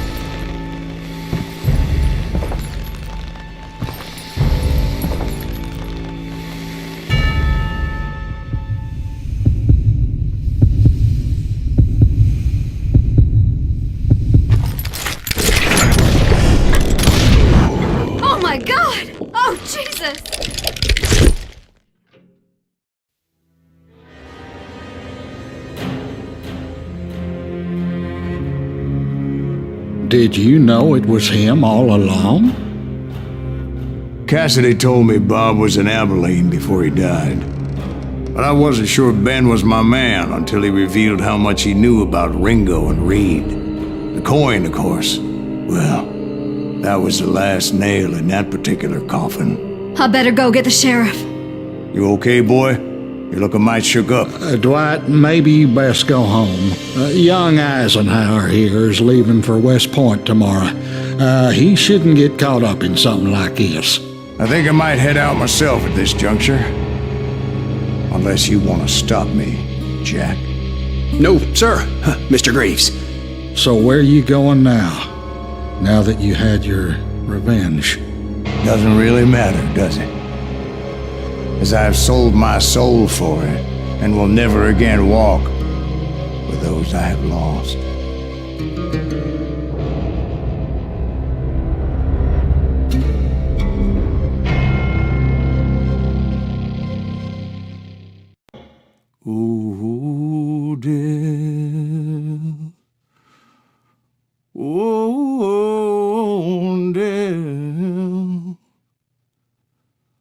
Won't you spare me over to